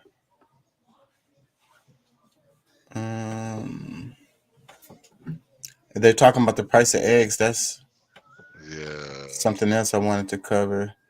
Let me see if I can find this. I got some politics I wanted to get into. I don't see it. Where the hell did I see that? Is it on Twitter? Hold on. I might just move on because I don't see it. There goes that guy you were talking about right here. It's called Schwab on another clip I shared on Twitter. Yeah, he's getting to be a little more vocal and out front, like right now. Like it's crazy how his name comes up. he's become on our radar, and then we put him out there, and he's now on other people's radar. So now we have to look at the fact, all right, like this dude who was secretive for 40, 50 years, now all of a sudden, yeah, if we say 50 years, all of a sudden, like we're getting to see who he is. Okay, here it goes. I found it. It was old buddy. They used to be on RT. They disbanded RT. It don't exist no more. Here, let me see this. This guy's another one that's completely independent now, and he's not on no major nothing no more. What are we doing wrong? U.S. police killed a record number of people in 2022. Nearly 3 years after the police killing of George Floyd in Minneapolis sparked worldwide protests demanding far-reaching reforms to stop law enforcement agents from perpetrating violence against the communities they're meant to protect. New data shows 2022 was the deadliest year on record for people who had police encounters in the United States. At least 1,176 people were killed by police this past year in America. Keep in mind, the number of people killed by police in a lot of European countries is like 3 per year, or sometimes 7 per year. In the case of Iceland, it's 0. Ever. Like Iceland's cops have like never killed someone since they started keeping those records in like the 70s. 0 ever. Now I get Iceland is far smaller than the United States, but still, even so, it's not 0 smaller. However, this number, 1,176, is wrong. I repeat, if you see this number anywhere, it is wrong. And Common Dreams is smart enough to know it's wrong. And where did Common Dreams find out it's wrong? From a tweet by this fella named Lee Camp. Yes. For one of these rare moments, I get to brag. Common Dreams actually gets the number right because this journalist at Common Dreams saw my tweet about how the number's wrong. My tweet said, according to the Lancet Medical Journal, the number of Americans killed by police is actually double the official number every year. So that means 2022 saw closer to 2,400 murders by U.S. police. That's 6.4 killings a day. The way Common Dreams phrased it, they say, as researchers showed in a study published in the Lancet last year or 2 years ago, about half of the killings by law enforcement agents go unreported. They go unreported as police killings. They go reported as a death, but not a police killing. So the true number of people killed by police last year may be double the figure reported by mapping police violence. Not maybe, is. It's actually, I think the Lancet shows it's actually slightly over double. Usually. Now, you can't know for sure because, as we're saying, these are not reported as police deaths. These are people who were killed by police. Let's say they were tased to death, which happens fairly often. Let's say they were strangled to death, like in the George Floyd case, except the reason we know what happened to George Floyd is because we watched it on a video. Now, if there'd been no video there, if that had happened in a dark alley, they very well might have said, we approached this man who was looking violent and mean, and when we told him to put his hands behind his back, he had a heart attack. And then the medical coroner goes, oh, yeah, he had a heart attack. And they write down heart attack, and it doesn't go down as a police killing. That's why this number is actually double. Thank God Common Dreams had this guy here, Lee. I don't know whether it's pronounced Comp or Camp. But thank goodness they noticed that tweet by that fella. Otherwise, they would not have known that it's. Oh, this is a painful ass topic right here. And like I like the way he did this because he didn't put. They like to. The media loves to divide us and have us fighting with each other and getting beside the point, because then you get on the racial thing and they're like, oh, black people were killed by police. Oh, well, white people were killed more. He just said people. So like everybody should have a problem with, the official number of 1,200 people dying.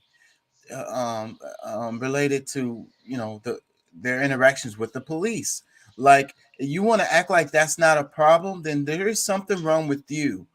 No matter where you are on this or what race that you have on this, like you stand with the blue, that's fine, but you can say, damn, that's kind of fucked up. Over 1,200 people officially die under police custody. All of these people were doing something wrong or whatever to cause the police to kill them. Like, what made the cops the judge, jury, and executioner? You're okay with them not getting a fair trial, or dealing with the system and finding out what actually happened, instead of the police just kill him, we're done with it, it's over. He was a bad guy, we took care of it. Whether they were white, black, young, old, Asian, woman, man. All of that is irrelevant. It's who it is and whatever, because of course certain demographics are going to look out for their own a little more, regardless of what demographic that is. I get it. And I think when we had these conversations, by breaking it into these smaller demographics, taints the waters, and you don't get the support that you would if it hadn't been made a racial thing. So you're looking for support from people who a lot of times they will support you until you start talking stupid about this type of people, this is what they do, and this is that's an automatic way for them to be like, screw you. All right, that's the case, I'm gonna stay at home. But yeah, I think it's definitely a better way to handle this situation This is topic. by The overall number, and like, okay, police killing people, 1,200 plus people officially die, and it's like, oh, well, that's not a problem. Wait, who the hell would say that's not a problem? That's not an issue. You're okay with the cops killing? It broke records, large amounts of. That's a lot of people. It's a lot, and then that's like they're saying that it's been doubling every year since when? I forget when they said when that trend began, but that's something that has been doubling. I don't know if it's been doubling every year, but I think just recently it's like doubled within the last year or something like that. But yeah, that's way too many accidents. Look, one of the other things that I saw, it was, it's funny and it's not, but it's like one of the biggest causes of death right now is what is these? Damn, hold on. It's coincidence. And we talked about in the other show about how I just saw another case where this just happened here in Houston. Another police chase, for whatever reason, they had a horrible ass wreck, and in this one, the police got hurt, all fucked up, because they were doing a police chase and then they had a wreck.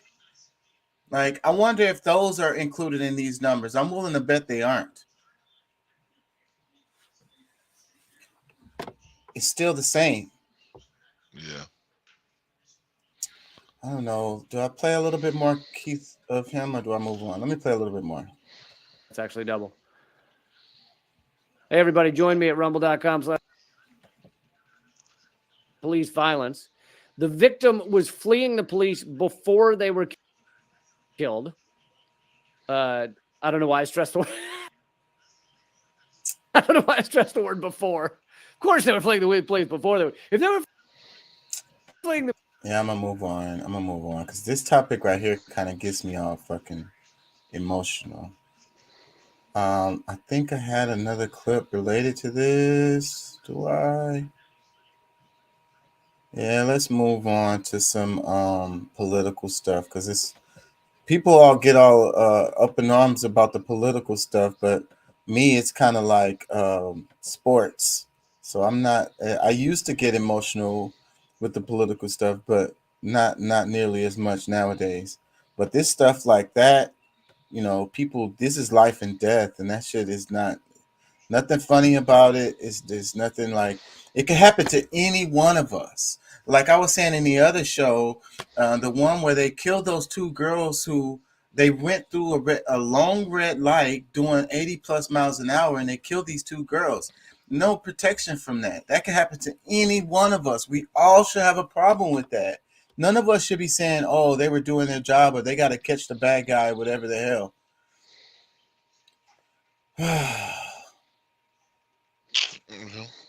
Back to blue, no matter who, though. I mean, and that's a weird line that we have to hover over, around, above, under, like right through, because it's like you don't want to not back the blue. These are people who will, for the most part. And that's how it's manipulative. That's how the phrase is used to manipulate you. Or you're a bad guy if you don't support the police, then you're evil. You're against police. You don't want safe cities. You just want it to be anarchy and people just killing each other and street justice. No, we're not saying that. We're saying we don't want the police to be killing people unnecessarily. Like, accidents happen, things happen, but the number shouldn't be 1,200 people dying in 1 year as a result of the police. That shouldn't be it. Let me play this, because this can, like I say, this is more entertaining and less. Voters in America should decide who our president is, not Vladimir Putin. The Russians offered help. The campaign accepted help. The Russians gave help, and the president made full use of that help. And that is pretty damning. I believe he knows he's an illegitimate president. The bottom line of this dossier, the bottom line allegation, the point of this is they colluded. They helped. They were in on it. What is it? Well, this is a montage that Max Blumenthal put together, and for the audio listeners, it says lie on the top of it. So each, these were untrue statements that are basically proven untrue statements. Vladimir Putin have on President Trump? And they've also decided who they want to see become president of the United States, too, and it's not me. Secondly, I found out that Vladimir Putin doesn't want me to be president. We need to make it very clear, whether it's Russia, China, Iran, or anybody else. This election, that Russia has been involved, China has been involved to some degree, and now we learn that Iran is involved. As 17 of our intelligence agencies have confirmed. 17 intelligence agencies said. 50 national security officials who served in Republican information in administration have said that Donald is unfit to be the commander-in-chief. There are 50 former national intelligence folks who said that what he's accusing me of is a Russian plan. You mean the laptop is now another Russia hoax? That's exactly what. Is this where you're going? This is where he's going. Well, we know that this whole smear on Joe Biden comes from the Kremlin. I don't understand why this president is unwilling to take on Putin when he's actually paying bounties to kill American soldiers in Afghanistan. When Russia puts bounties on the heads of our soldiers in Afghanistan. That Russia had bounties on the heads. On the heads of American soldiers. There are several factors that contributed to the low to moderate confidence in the judgment, including the difficulty of the big lie. So yeah. It was funny how a lot of those clips were Democrats. Were they all? I think all those clips were Democrats. Yeah. So Max Blumenthal posted this. He said, "Must-see election denier compilation. Now we know that every single one of the people in this video was lying. The entire Russiagate was fake. Just like the politicians featured in this video, it's really quite something. You got right there on Daddy's hoodie, didn't you? Yes, you did. Max Blumenthal does good work. If y'all don't know who he is, familiarize yourself. Let me see. They had what is this? Nice. I think a little dueling banjos is called for bolstering the point. Let's see this one. I didn't watch this, but I'm curious. President Trump is refusing to back down on his claims that the election was stolen from him. Hillary Clinton apparently still not over her 2016 defeat to President Trump. She's now claiming the election was stolen from her. If you count the illegal votes, they can try to steal the election from us. You can run the best campaign. You can even become the nominee. And you can have the election stolen from you. Come on, I'm with you.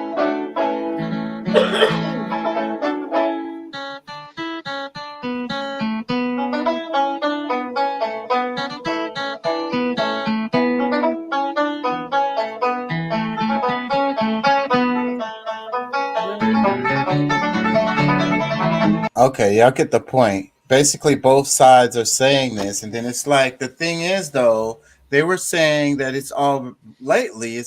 They're saying like the Republicans are crazy to say that the election could be rigged or there could be some kind of shady stuff going on. But then this is showing the clips where the Democrats are saying the same or were saying the same stuff some years ago when Hillary Clinton and all of that. And what's funny about this, because right now in the news, they're talking about Joe Biden and those confidential top secret files or whatever. And so, but the way the mainstream media is covering it is not the same as the way that they covered it for related to. Oh yeah, it's just Joe. It's just Joe. No big deal. He didn't mean any harm. Yeah, but that's not what they said about Trump. And so it just shows the hypocrisy. Well, here's what's better. The law doesn't care whether you had good intentions or not. When you get those documents, you either protect the sanctity of those documents or you are found in that you have violated that trust legally, so it doesn't matter what your intentions are. If you got them and they're not secured where no one else can get them, bam, man, you are guilty of gross negligence. And the law should be the law for whoever the hell. Like, dude, they had a military contractor had like some 5 million pages of government documents, all kinds of stuff. They put him.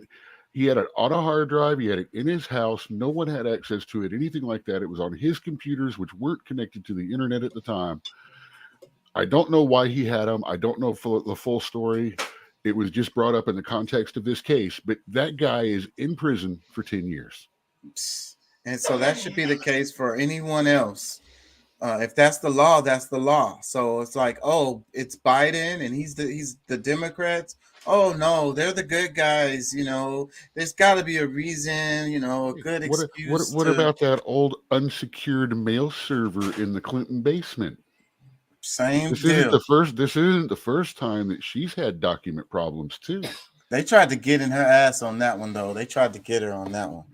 They didn't, but they didn't because Obama 44 was in charge of everything back then. Let me play. You can't upset Godmama. Oh, she's still real powerful too to this day. Let me play some of this. Well, I have to say, there's been no suicides in her orbit recently. Yeah. So either she's getting better or she's playing it clean. Yeah. Let me play this. If only we had a president who cared more about what was good for the country and less about how to protect his family's corrupt business interests. If only we had a president who cared more about what was good for the country and less about how to protect his family's corrupt business interests. It says they hope questions will stop with appointment of special counsel. So this is related to the what we were talking about, the classified documents of Biden, and that was Fox News. So they're the only ones that's going in on Biden for this, because they're like, oh, y'all were all hardcore on. But see, there goes that pointing finger shit where nothing gets done, and we just talk about this. Oh, they did it to Trump, or they did it to Biden. Like, it's not moving anything forward. It's just what, that's good. Let them keep fighting each other. Let them keep doing stuff, because as long as they're fighting each other, they're not fucking up our lives any worse. We may not be getting better, but we're not getting any worse. Yeah. So you heard who is going to work with the president of Ukraine for a new rebuilding of Ukraine after all this is over, don't you? Yeah, BlackRock. I have a video. I have a video. Do you remember who BlackRock was when I was talking about them before? Well, they were the corporation that was buying up most of the private property in the houses they were the ones that were overbidding for the cash houses all through the pandemic. It's the same company. And it's these investment firms, and then it's like we were talking about the private contractors and the government contracts and all of that is tied in together. Like I say, and they benefit from this drama in Ukraine. They don't care about the Ukrainian people. 80% of that money that we send to the Ukraine comes back to American corporations. It's all about making freaking money. BlackRock they're gonna own freaking Ukraine after this is over. I think I have a video on this. Dude, they already do. Where is it? Because I meant to cover this yesterday, actually. But see, now you've also got a corporation active in the Middle East politics with a whole lot of property that can only be tracked internally, and some of those can really get lost if they need to be like a base of operations for something. All across America. Okay, since you brought it up, and I did want to touch on this. What's his name was talking about this? Russell Brand. Let's play a little bit of this for the people to know what we're talking about, because I hate to bring stuff up and the audience don't know what the hell we're talking about. I'm just bringing stuff up. I didn't know about this. Here, let me play. Complex means that there's anything to consider or anything to think about when it comes to the origins of this conflict or the desired outcomes, because that would make you where's my bloody hat?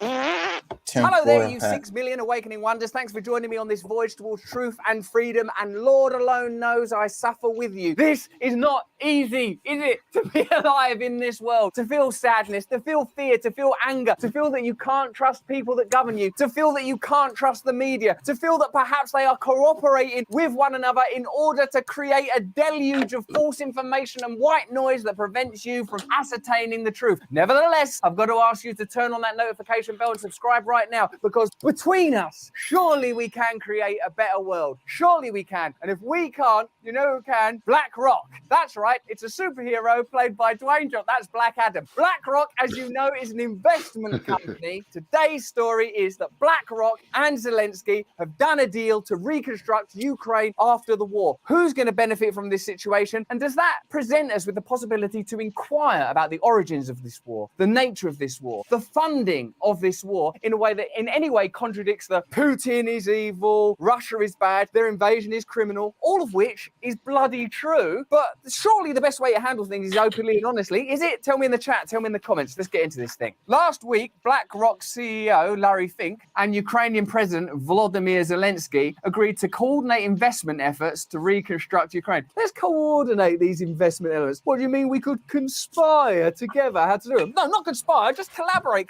And again, I'm not saying that Zelensky is anything other than a heroic leader of Ukraine. I'm saying that BlackRock's involvement in the reconstruction of Ukraine means it's ultimately going to be profitable because the investment company BlackRock don't do things that aren't profitable the same way as Pfizer don't do things that aren't profitable. And if you have the media unwilling to give you balanced reporting on a subject upon which massive, powerful interests stand to substantially benefit, maybe this is just another one of those that's hugely profitable for some of the world's most powerful interests, but what they're trying to do is humanitarian. You know, like the pandemic. By accident, it was really profitable for everyone, but what they were trying to do was help. And then just by accident, they're just like sort of someone from a fairy tale, just wandering down the street, helping people, and just a load of gold ends up in their pocket. Volodymyr Zelensky and Larry Fink agreed to focus in the near term on coordinating the efforts of all potential investors and participants in the reconstruction of our country, channeling investment into the most relevant and impactful sectors of the Ukrainian economy. If I try to be devil's advocate, and I mean the devil, for a moment, of course, after a war, Ukraine is going to require reconstruction. But don't you remember, like about 20 years ago, Iraq,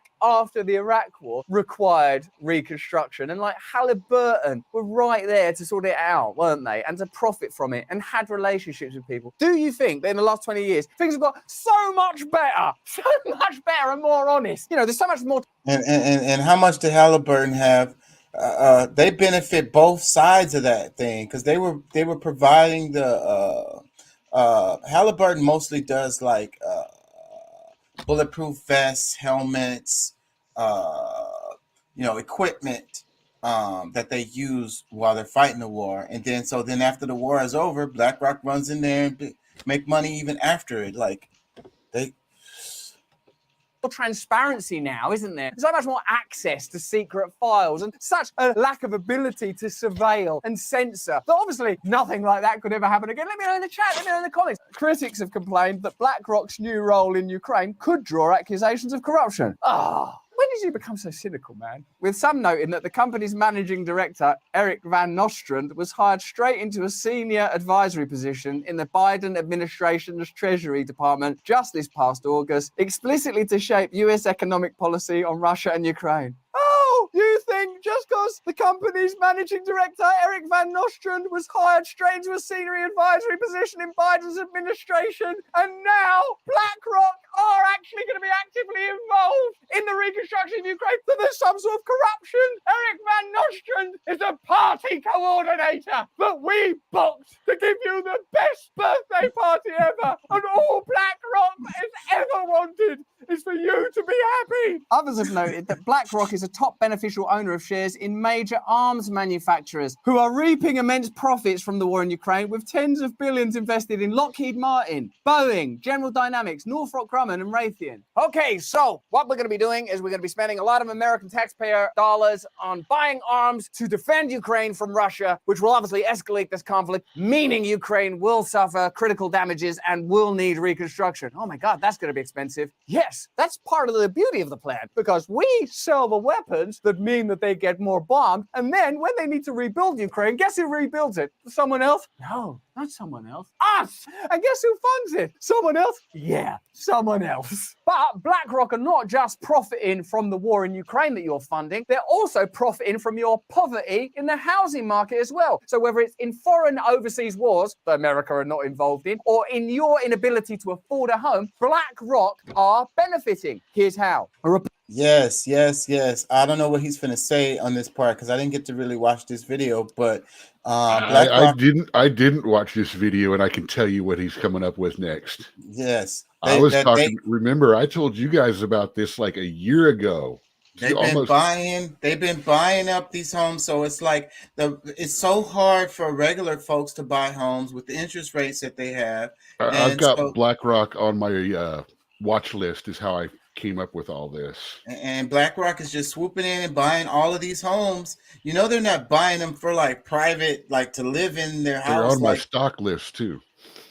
I don't give good stock advice, but I bet you right now, BlackRock's a pretty good stock to have. That's why I don't get, and Pat be hard on me on this, but I'm so like, I don't want to support like the evil in the world. Is why I don't like the best stocks to buy are the ones that the people that are doing the most fucking horrible ass shit. Like I don't want to be a part of that. So that's why I'm not.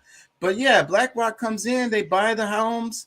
You know, they're not going to live in them. What are they going to do? They're going to rent these out, and you're going to be a renter forever. You can't even buy the damn home. BlackRock owns whole only neighborhoods. Did they buy them, they were coming in and buying, like you said, neighborhoods, and they were buying 10-20% above the market to shut out anybody else from buying up in the same area. We don't have the capital, so we can't compete with that. So a regular Joe Blow is selling their home, and they want it for they want $200,000 for their home. BlackRock comes in and they say, we'll give you $250,000 cash right now, so you could take this off the market. So that the regular folks that's out there that wants to buy the house, they got to go through the whole bank, they got to get financing, they have to go through this whole process, and it's not going to be cash. The people are going to get the money over time.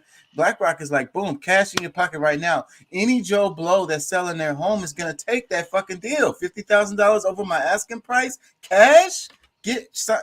Where's the paperwork? Let's sign this right now. A report from the Wall Street Journal over the summer claimed that BlackRock was one of several major investment firms causing distortion in the housing market. The report laid out how BlackRock and firms like it are using their massive amounts of capital to buy up single-family houses, jacking up prices in the process. So if you can't afford a home, if you suddenly find yourself owning nothing and not being quite so happy, recognize that's not just happened by accident, it's happened because of a convergence of interests has orchestrated it. In Houston, for example, the billionaire Fink reportedly accounts for 1/4 of recent home purchases. He's simply buying up entire neighborhoods and using them as rentals. BlackRock is helping create a permanent renters class, though it's long been understood that home ownership is one of the key elements to building wealth and maintaining the American middle class. When we spend all of our time arguing about the culture war, arguing about whether your values are traditional or progressive, arguing whether you want to be left alone because you're libertarian or you want to be left alone to identify in whatever way you want to identify, do you note that there is not much mainstream coverage of BlackRock acquiring entire neighborhoods, negatively impacting the housing market for ordinary Americans? Not only are the government not representing you by preventing something that could be prevented through the exertion of democratic power, if democratic power meant a centralized authority that acts on behalf of the people, that's what I thought it was meant to be, I don't know. Not only do they not do that, they're also employing party planner and friend to the poor, Eric Van Nostrand, to work right in the heart of the organization. That's how tightly the convergences interlock.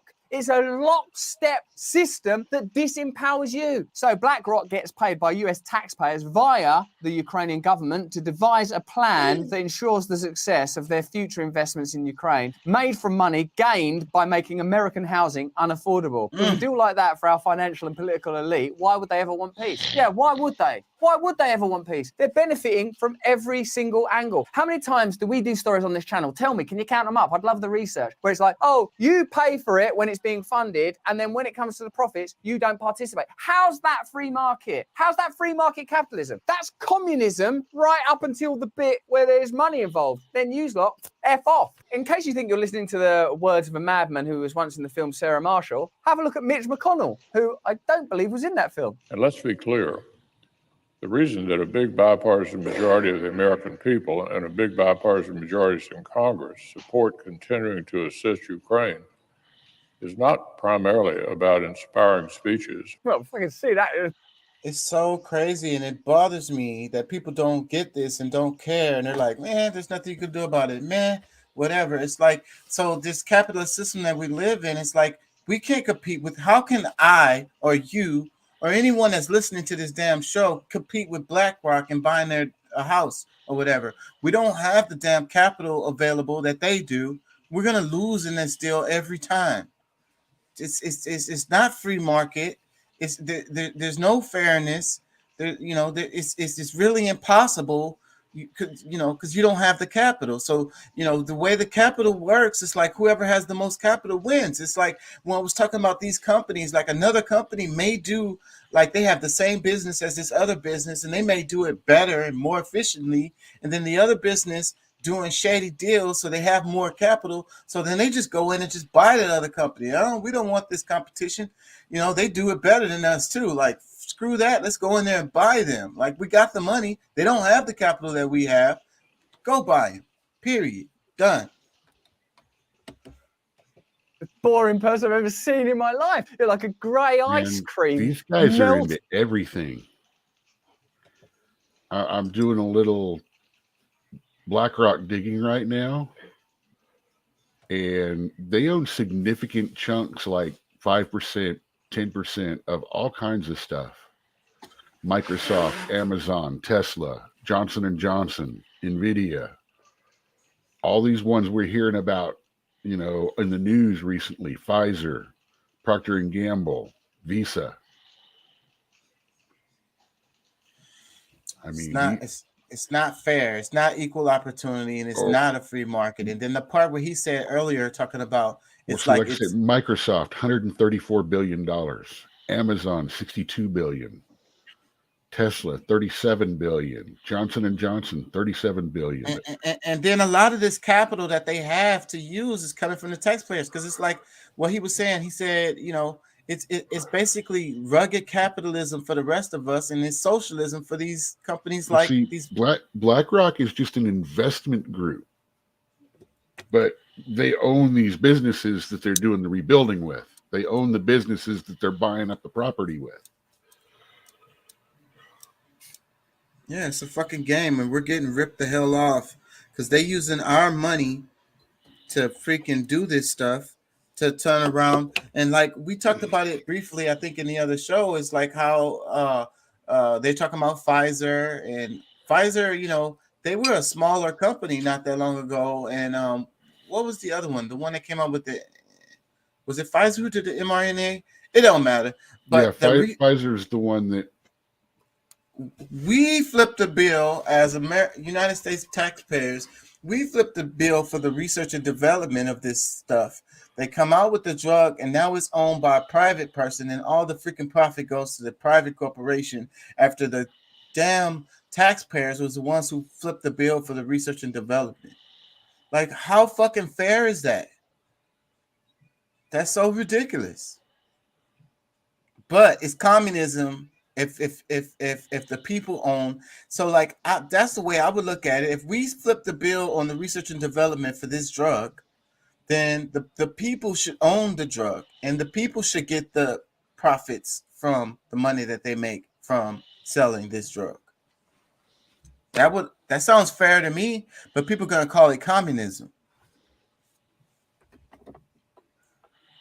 Let me read some comments. It says, I think that what pisses me off the most with all of this is the realization that my friends, my brothers that died in Iraq did so on the basis of a lie. And I'm honestly beginning to question whether or not the last 21 years of service I've rendered my entire adult life has been just to enrich a group of elitist pieces of human garbage that look at people like me as little more than pawns on the chessboard, and the average working class as little more than crops in a field to be harvested when the time is right. And then they don't take care of they talking about they take care of the veterans. They don't take care of the veterans. Not really. They don't care about you at all. Let me read some more. It says, current events packaged in a concise, funny, and interesting interest of the people manner. Journalism I can actually trust. Thanks, Russell and team. I'll turn on my notifications. Only YouTube channel I'll do that for. His stuff has been pushed down too. It's hard to find his stuff. Just like that other chick I played earlier. It's hard to find their stuff. It's pushed down. Let me read another one. It says, Russell, thank you so much. Precisely the same thing happening in Yugoslavia. The country is now owned by foreign powers, which is disgusting. Unfortunately, I had a very shallow way of thinking when I was younger. Like most people, I focused on religion and nationality. Bosnia and Herzegovina is long gone. I'm so saddened that it hurts. Nonetheless, Russell and team, thank you. Another comment says, there is no America. Thank you for opening people's eyes, Russell. So true. These corporations they don't care about the nations. So we're all like nationalistic and talk about America first and all of this. And then we get mad at the politicians or whoever the hell. But meanwhile, these corporations don't give a damn about the United States. They don't give a damn about Ukraine. They don't give a damn about Russia. They don't give a damn about the UK. They don't give a damn at all. Wherever I can go to make the most money is what I'm in. They don't have no loyalty towards one place or another. They'll move all the jobs over here They'll like Chicago be in the news a lot, talking about crime and murders and so forth and so on. But what is the history of Chicago? Right? They moved all the jobs they had. Uh, it was a blue collar city where it was a place where you can have a good job and have a decent living. They had the unions, and so but then all of that left, and the city was just they just leave abandoned, like they make a mess, and then they just leave, and it's like the people now don't have no jobs, they're just screwed. So of course it's crime. They don't have no damn jobs. Yeah, the companies went to somewhere where it was cheaper for them to get the labor instead of having it jacked out of them, and with it by increasing taxes and stuff like that. A lot of the death of Chicago came about by all the stuff that was supposedly so good, and a whole lot of crime that got involved in stealing that should have gone to the people. Yeah, they just left them all completely assed out. And then now they're saying, oh, they can't get their shit together. Like, what the hell? Not what I said at all. Well, that's what I'm saying. Let me read some more comments. It says, you will own nothing and you will be happy. BlackRock is an extension of the WEF Globalist Project to literally own every aspect of our being. Another comment, it says, early last year, Tucker Carlson reported on BlackRock buying up homes in smaller towns, the mine, and making them rentals. After that, I began talking about this, and everyone thought I had gone mad. A friend of mine recently quit working at a moving company, telling me that they had moved 65 refrigerators into rental homes in one day. Sounds like a big operation right here in my community. Meanwhile, my daughter is trying to buy a home, but the only ones available are over $400K. All of the lower price homes get scooped up by the corporations with cash offers biddings at over asking price. The young adults don't even have a chance. It's a travesty. Yeah, that's basically what I was saying. I don't know if I want to play any more of this because we get it. People want to bitch at them about buying it up, but all these people like their money, so they're going to take that 20% more. They're not going to go, no, I'd rather sell it for a little less to this couple that's trying to start their life out. And where is our bad in that? Well, I don't think you could blame people for that. They want to get the most that they can for their house. Okay, then you can't fault the corporations for doing it. And I get your point. I get your argument on there. I really do. But you can't blame that individual for getting more money. Yeah, and it's cash. It's you can't blame them for that. Like, it's just a sad situation. They know what people are going to do. They know how they're going to react. I don't know. Do I want to cover that one? Okay. And here's the funny thing. How much of that extra 10-20% didn't really stay here in the U.S., but went on to cruise ships to Cancun and places like that to get spent in resorts that are owned by, same people. BlackRock's got a big chunk of those too, don't they? Yeah, they own 5% of Disney. Same people. Yeah, I found this page, and it was about how much does BlackRock own of this? How much does BlackRock own of that? And I'm like, holy crap. Let's do this one. Washington Post. It says, in Missouri State House, female lawmakers must now keep their arms covered.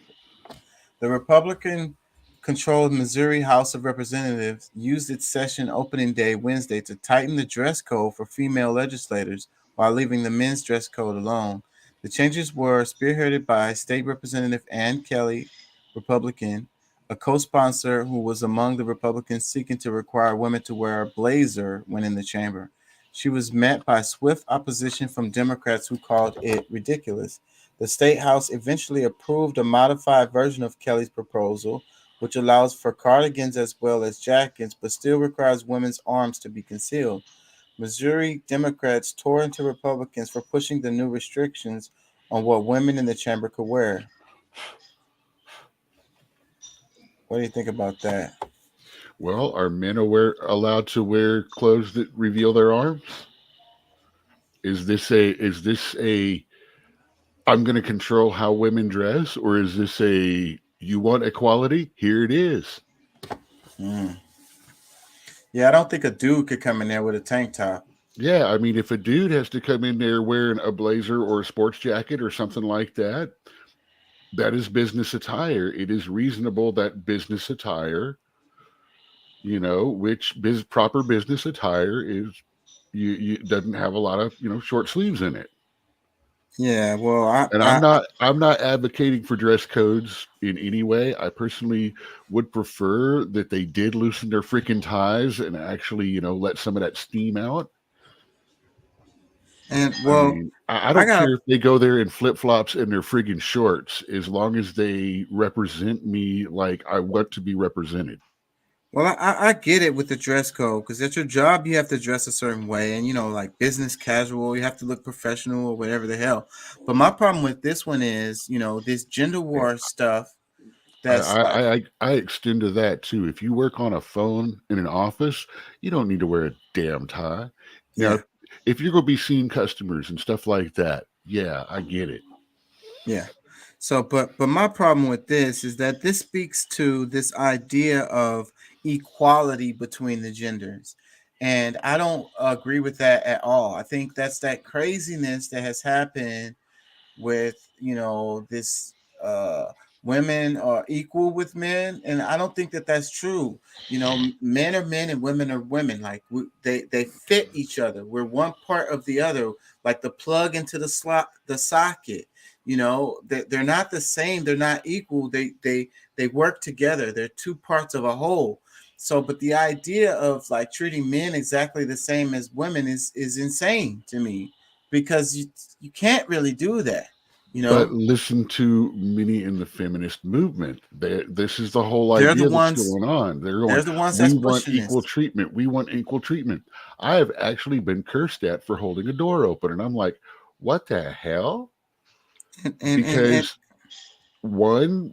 just something I did that without any male in my life teaching me that. I learned that reading books. And the natural order of things, it's like women are good at certain things and men are good at certain things. Men protecting women is the way it should go. So then that's not going to be the same if they're both. Now you're going into caveman misogynist gender stereotypes. I don't think that's a gender stereotype. The dude is physically stronger. He's more capable of which was important in the days of the caveman and when we hunted in the wild. But we are now a society. But we're not. We're not a society like that anymore. No, it's still the same. Continue to live by the rules of the old society holds everyone back. Come on, man. You're the leftist, man. I'm actually using the side of the left as the argument right here. Well, that's where the nuance comes in, because I don't think that nobody completely is left or completely right. I think that we're all a mixture of the two. And on this particular trust me, I'm sitting here trying not to laugh my ass off as I'm saying this. Because lions, tigers, and bears are real. Maybe they're not in the same form as the caveman or whatever. But my honesty point on this is, it is natural for a man to try to take care of a woman, and that isn't take care of blah blah blah. That's protect, take care of. I'm gonna walk on the busy side of the street when we're together. I'm gonna open a door for you. I'm gonna run your life and tell you what to.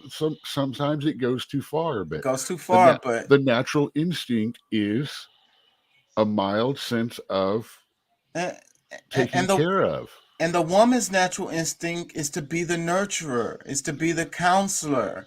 You know, that's her natural instinct. You know, and you know, as far as the clothing is what we're talking about. The way here we go, actually back into the caveman back of our brain and all of that, which isn't which is not.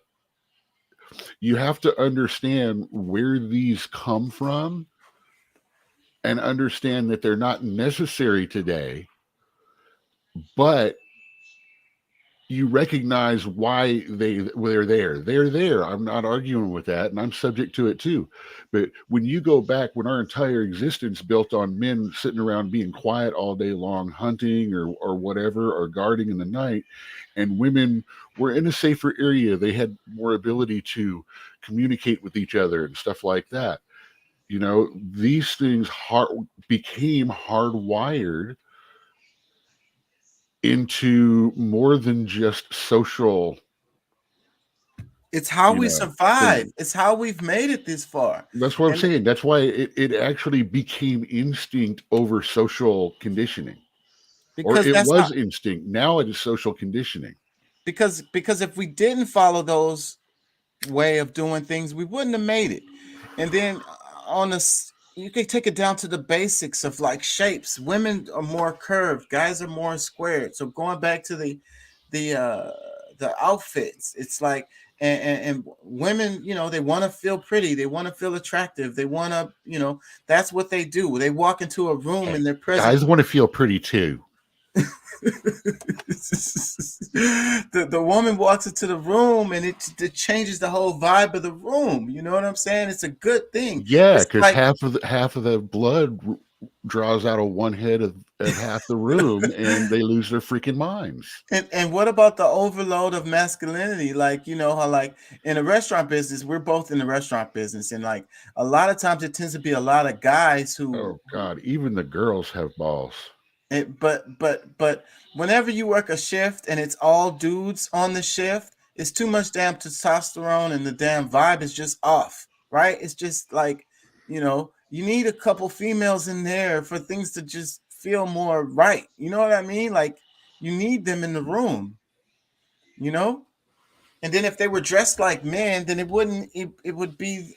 It was. You know. It like you say. We all dress in long sleeve black with jean with black slacks. I mean, we all dress the same anyway. Yeah, but no, it's still different because the women, their shirts may be a little smaller, a little tighter, or like, you know, they. If they're trying to get the tips, they are. Well, you know, and that's just a part of the whole thing. Like I say, you know, the vibe in the room is off when it's all dudes. And if the women look like the guys just think it's okay to be complete jackasses and assholes just because it's all guys.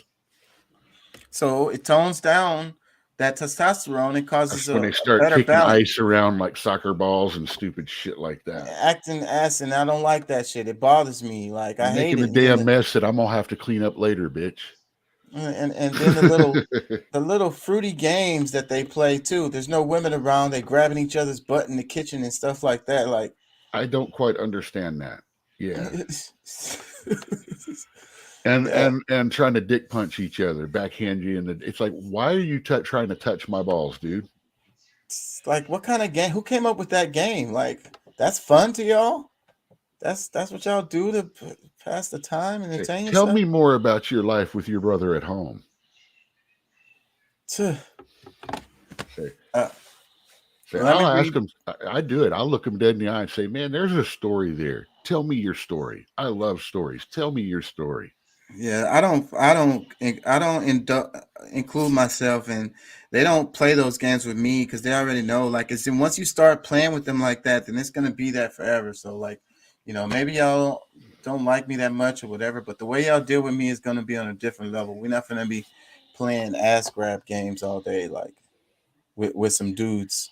I mean, it's unacceptable with the woman too. I mean, like, to be if you was grabbing women's asses throughout the shift, that's not acceptable either. Like, what the hell? Let me read this one. It's on the same topic. They're pretty much probably going to say the same things. Now this politics. It says Missouri lawmakers adopt a stricter dress code, but for women only. It says women lawmakers are protesting on behalf of their right to bear arms in Missouri after the state's House representative proposes and ultimately adopted a stricter dress code that requires women legislators to wear clothing that covers their arms.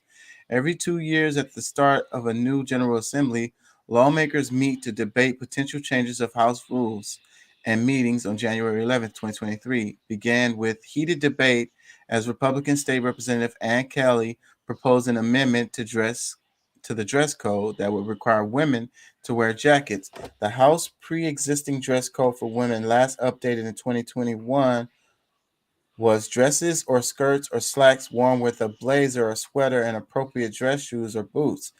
Kelly's amendment says that proper attire for women should be jackets worn with dresses, skirts, or slacks, the dress shoes and boots. Men are required to wear a jacket, a shirt, and a tie, correct. And if they walked in here without a tie, they would get gavelled down in a heartbeat.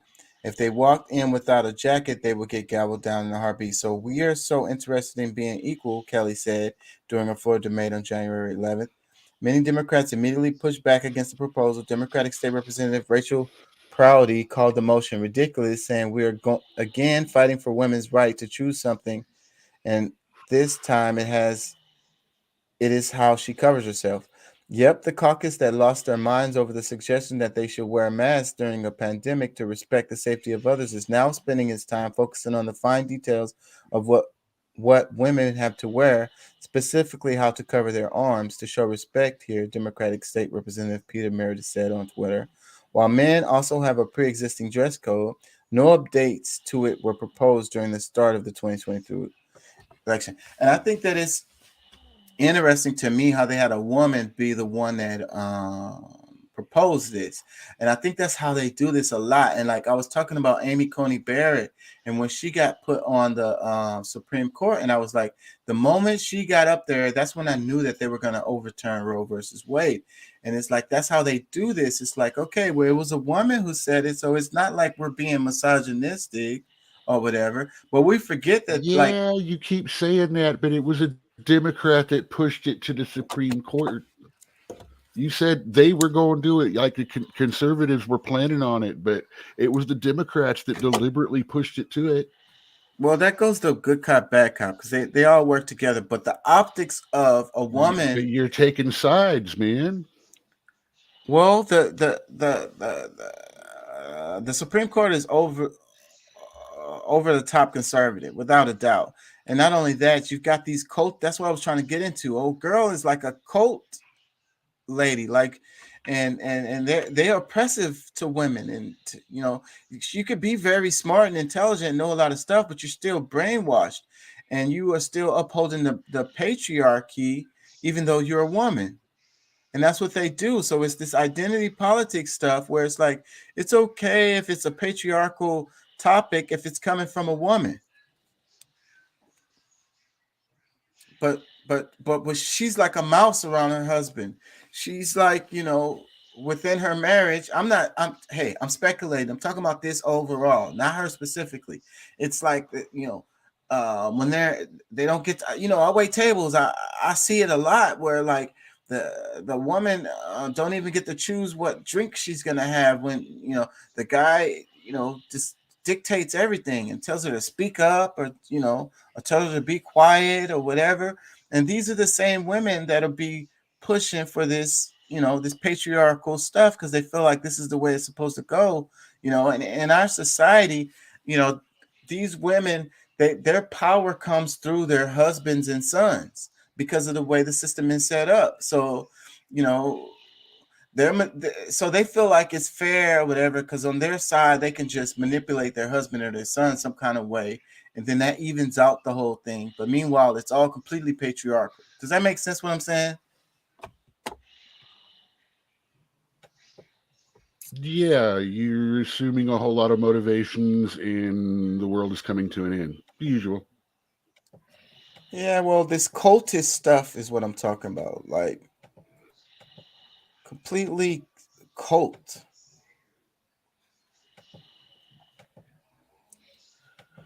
Let me see which one I want to go into now. What is this one?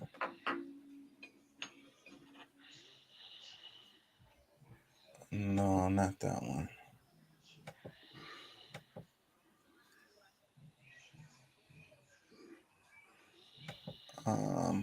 California, there's a damn sinkhole in the freeway as a result of the weather. I don't know if I want to go into that. Did you look into the comet that we're about to see? Which one? What are you talking about? The comet that we're going to be able to see in about 2 weeks. Oh, the comet. Yeah, I saw that. It says it's going to come close.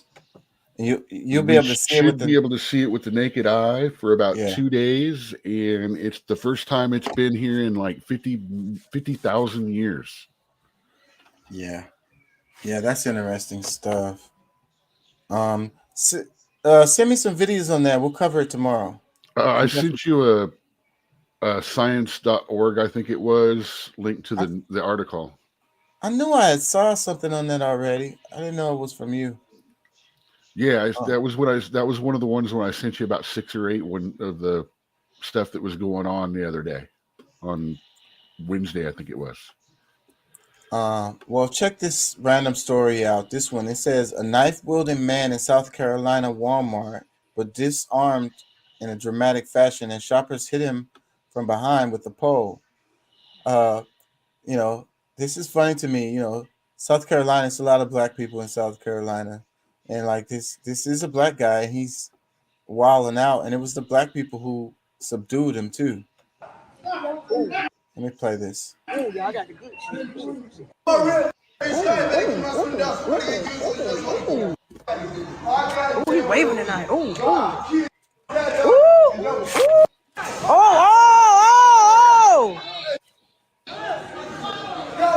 this he doing Dave Chappelle.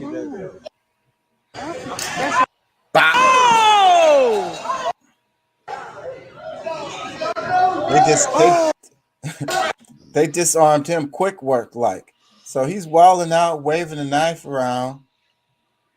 Who knows what the situation was? Looked like he was having a mental health crisis, but either way, it's a danger for the patrons. This guy is wilding out, waving a knife around, and then some guy just creeps up behind him and clunks the crap out of him with the little boink. Man, the bottom of that thing is metal. Those are what are they use them for? They weigh about 10 kilos, about 22, 25 pounds. Yeah. And all the weight is in the bottom of it, so basically it's got a little barricade thing. You just pull on it and attach it to the next one. Yeah, so those are the ones they use to like get you to stand in line or whatever, show you where the lines are or whatever. They probably use it to block that walkway off in the evenings. Yeah, this guy just casually went over there, grabbed that thing, and clocked the crap out of this guy and disarmed him. This is good. The people coming together is, to protect the community. I like this. Well, see, at least we don't have to worry about him being homeless. He's going to have a place to stay and 3 meals a day for a couple of weeks at least.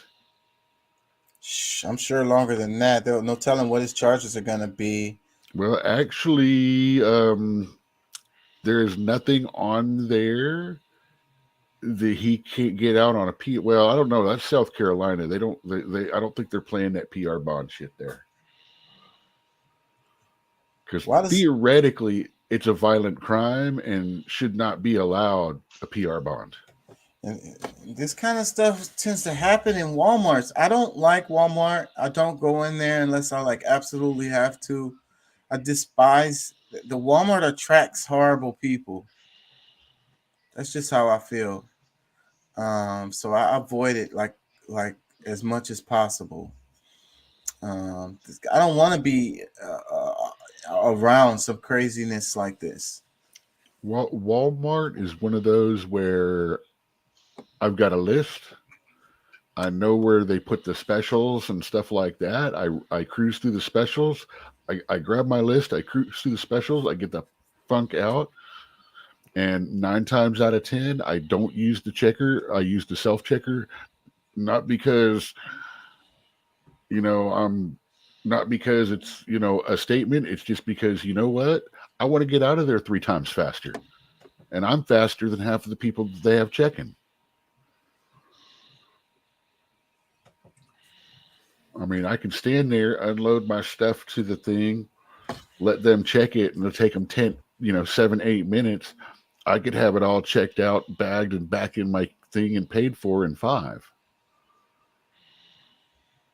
Yeah, I don't like those self-checks. But then the way Walmart is set up, and a lot of these places are set up. And I don't have to worry about them putting something heavy glass jars on my friggin' eggs. Well, still, I think it pushes against the, people need jobs. But these big corporations, they make money off of you checking your own stuff out. But then they kind of force you to do it because then they have 30,000 aisles, checkout aisles, and only 2 of them are open. So then you're like, either I'm gonna stand in line or I'm gonna go do this self checkout. I'm gonna wait 30 minutes to get my stuff, done, or I'm gonna just go to the. It kind of forces you to do that. They make more money. They don't have to employ more people. It's a damn game. Let me read this. It says, as 2023 begins, it's time to remind people that the only 2 countries in the world with for-profit cash bail industries are the U.S. and the Philippines. Only in those 2 places do companies make billions of dollars from a system of mass detention of presumed innocent people.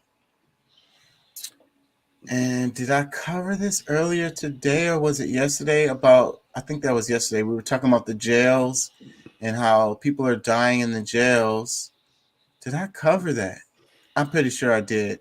And so this bail system is a big part of that. So just lock a whole bunch of people up. And these are people that haven't been, convicted of a crime. Anyways. Okay, so I've already seen an article saying suspect executed by customer in taqueria in Houston. Yeah, I think I covered that. Did I cover that? No, that's how it's starting to spin now. Wait, suspect executed. Yeah, well, that guy's gonna get in trouble there. No, he's already in contact with the cops and everything. Yeah, I think he's gonna get in trouble for that. And if you watch the video, it was pretty excessive the way he went over there and popped him a few more after he popped him and he fell. He went over there and popped him again. Yeah, that last shot is the one that's going to be. Is he going to be in trouble or not? Yeah.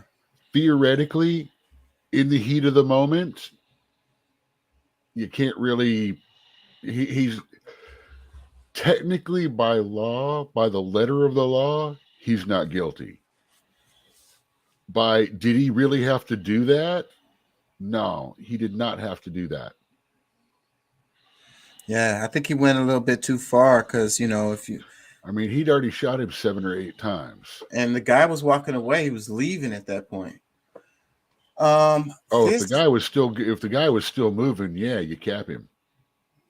Yeah, but he was, like I say, he was already done. And then he was walking out of the store when they popped him. This has been going viral. They're talking about the eggs.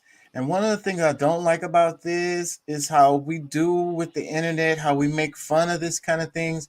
The jokes are funny. I ain't gonna lie. That's the reason why I'm sharing this one right here. It was kind of funny, but I don't like how we make light of this stuff. And instead of focusing on why do we have the inflation, and then meanwhile the damn grocery stores have had record profits over the last year, 2 years, or whatever. Meanwhile, the prices of the goods continue to go up, but the internet is making fun of it and laughing about the prices of the eggs. I guess if you don't cry, you laugh. I don't know, but it's funny. But I don't like how this is kind of not focusing on the point. So, anyways, the meme right here says, "I didn't choose this." It's making fun of the point. Yeah. So then it's satire. Yeah. So, but then what about the fact that we actually are paying a lot for the damn eggs? We're just gonna joke about it.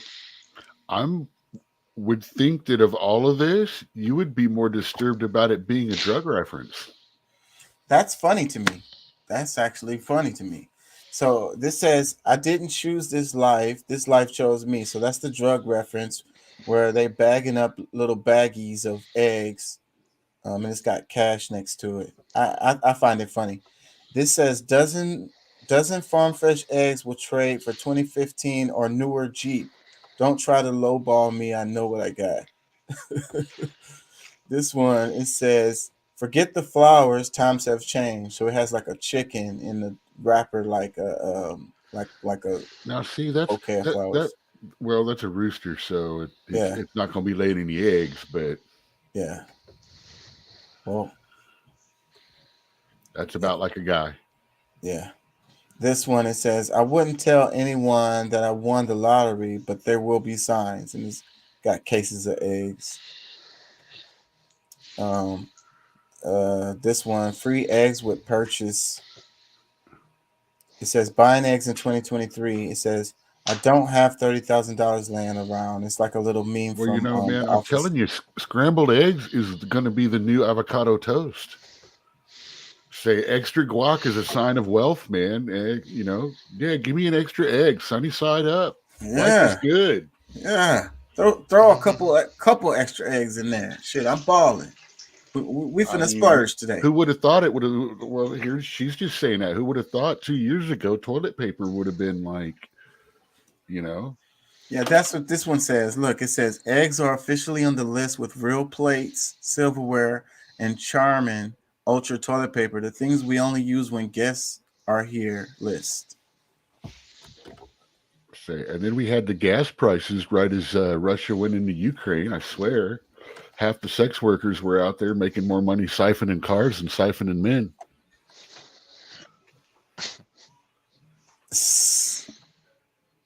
Yeah, but this is still, even though they're laughing at this is a serious topic. Like eggs is like a staple. Like, that's the pinch on the regular folks who haven't had a wage increase since what? Well, they say dark humor is like food. Not everybody gets it. And it is funny to me. That's the reason why I'm sharing this. But at the same time, it's a serious thing that we should be looking at and not really laughing at and being like, let's get to the root cause. And then like everyone's making all the reasons for inflation, and there are other pressures, but the corporations are price gouging the shit out of us under the cover of the inflation. Does it really cost in these grocery stores so much more to get eggs? Is that the real reason why the price is going up? See, what I would do would be, instead of asking the grocery stores, why don't we go and ask the egg producers, hey man, are you charging more? Let's start tracking down, instead of going backwards from the people we're giving our money directly to. Let's go to the source and track the money from there and find out where the money actually is going. Because something tells me all of a sudden the egg farmers aren't, entering World Series of Poker tournaments and stuff like that. Right. We got a shortage of chickens? What, the bird flu happened again? Like, what is going on? Well, you do remember, though, during COVID, we did lose about 40% of our livestock because people were having to shut down. They were having to shut down slaughterhouses and all of that stuff, which is why a lot of the meats and stuff took that big jump. And then just this year, you notice they're up still, but they're not as up as they were last year when they were still rebuilding the stock and the herds and stuff like that. Because, man, beef prices got really bad because 3 of the nation's biggest slaughterhouses got shut down for COVID.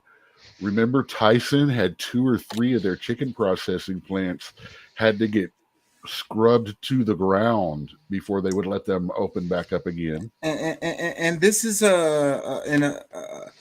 this comes from the monopolies and the oligarchies and Like, remember when they had the thing with the baby food shortage or whatever, and then it was only like 2 or 3 companies that was doing that. And so when we have these monopolies, they produce in such large amounts that smaller, if you don't find a way to make and automatically be able to put, 8 million gallons of baby formula on there immediately, you have no chance at getting into the market. So it's a monopoly, and it's actually weak. It shows how weak our economic system actually is, and COVID really exposed this, because we noticed all of the stuff that we couldn't get and all of this. And it's like, if we had a real free market where there was actual competition instead of these fake brands that are owned by the same damn companies, this illusion of competition. That's how they price gouge us. That's how they price fix, and it's weak actually, because if one of these companies have a problem, it has impacts across the whole nation. What was it? Burger King and Church's were having the argument over who's got the better chicken sandwich. Yeah, they're both owned by the same freaking company. They literally just split the difference for the ads because they could use the ad marketing from both companies for it. Oh, we're better. Oh, it's the same freaking stuff, and it all comes from Tyson chicken. And it's weak, because if something happens with these Tyson manufacturers, maybe that explains the eggs. And Tyson, I don't know if you guys know much about the different brands of chicken, but Tyson to me is the butterball of chicken. It is one of the fattiest chickens that I buy if I have to buy chicken. And Deuce was talking about on the show one time about how he was delivering or picking up or something related to the chickens, and he saw them and they were all like pale looking and white or whatever. Like they don't look natural at all. So, like I say, the monopolies makes a weak economic system where the little I was about to say, I don't think Deuce likes white things, though. Damn. Well, the system is not viable. It's not healthy. So one little thing can happen to hurt one of these big companies.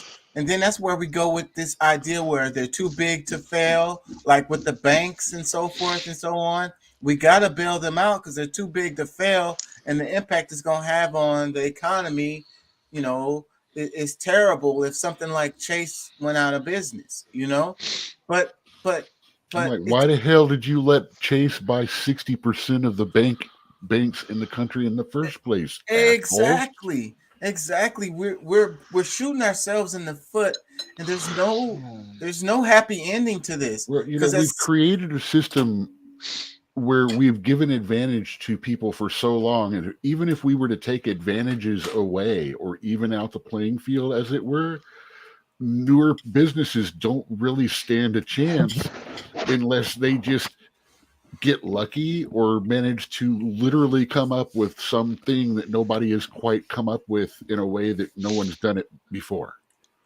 And they say everybody has an equal opportunity. They say, hey, if you don't want to work a job, just go open a business.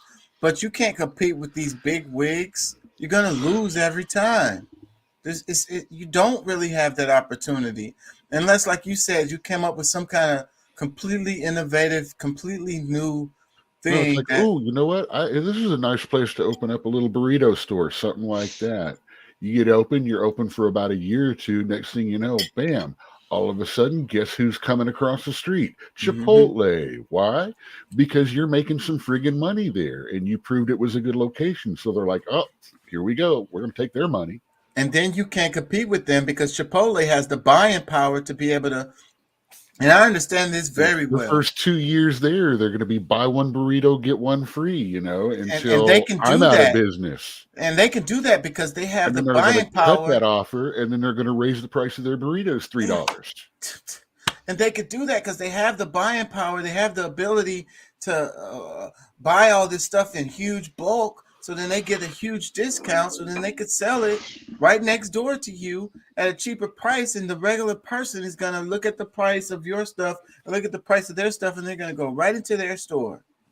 You know, That's 90% of the chicken wings that we eat don't come from America. They come from Chile. And mom and pop shop can't buy their I stuff from Chile. I know you've seen, you know, from Chile on the side of the wing boxes at the steakhouse that we both used to work at. And Walmart specifically, just to pick on them for a second, but they weed out the little grocery stores or the little hardware store or whatever the hell. They have those neighborhood markets that they do, and they put them in a little. Walmart comes into a small community that's in the middle of about 5 others.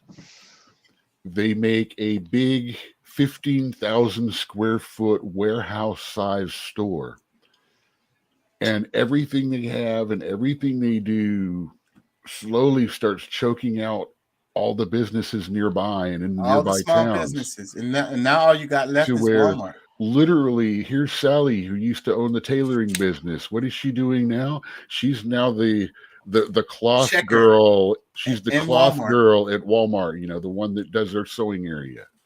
You know, hey, at least they're working in their specialties, right? Yeah.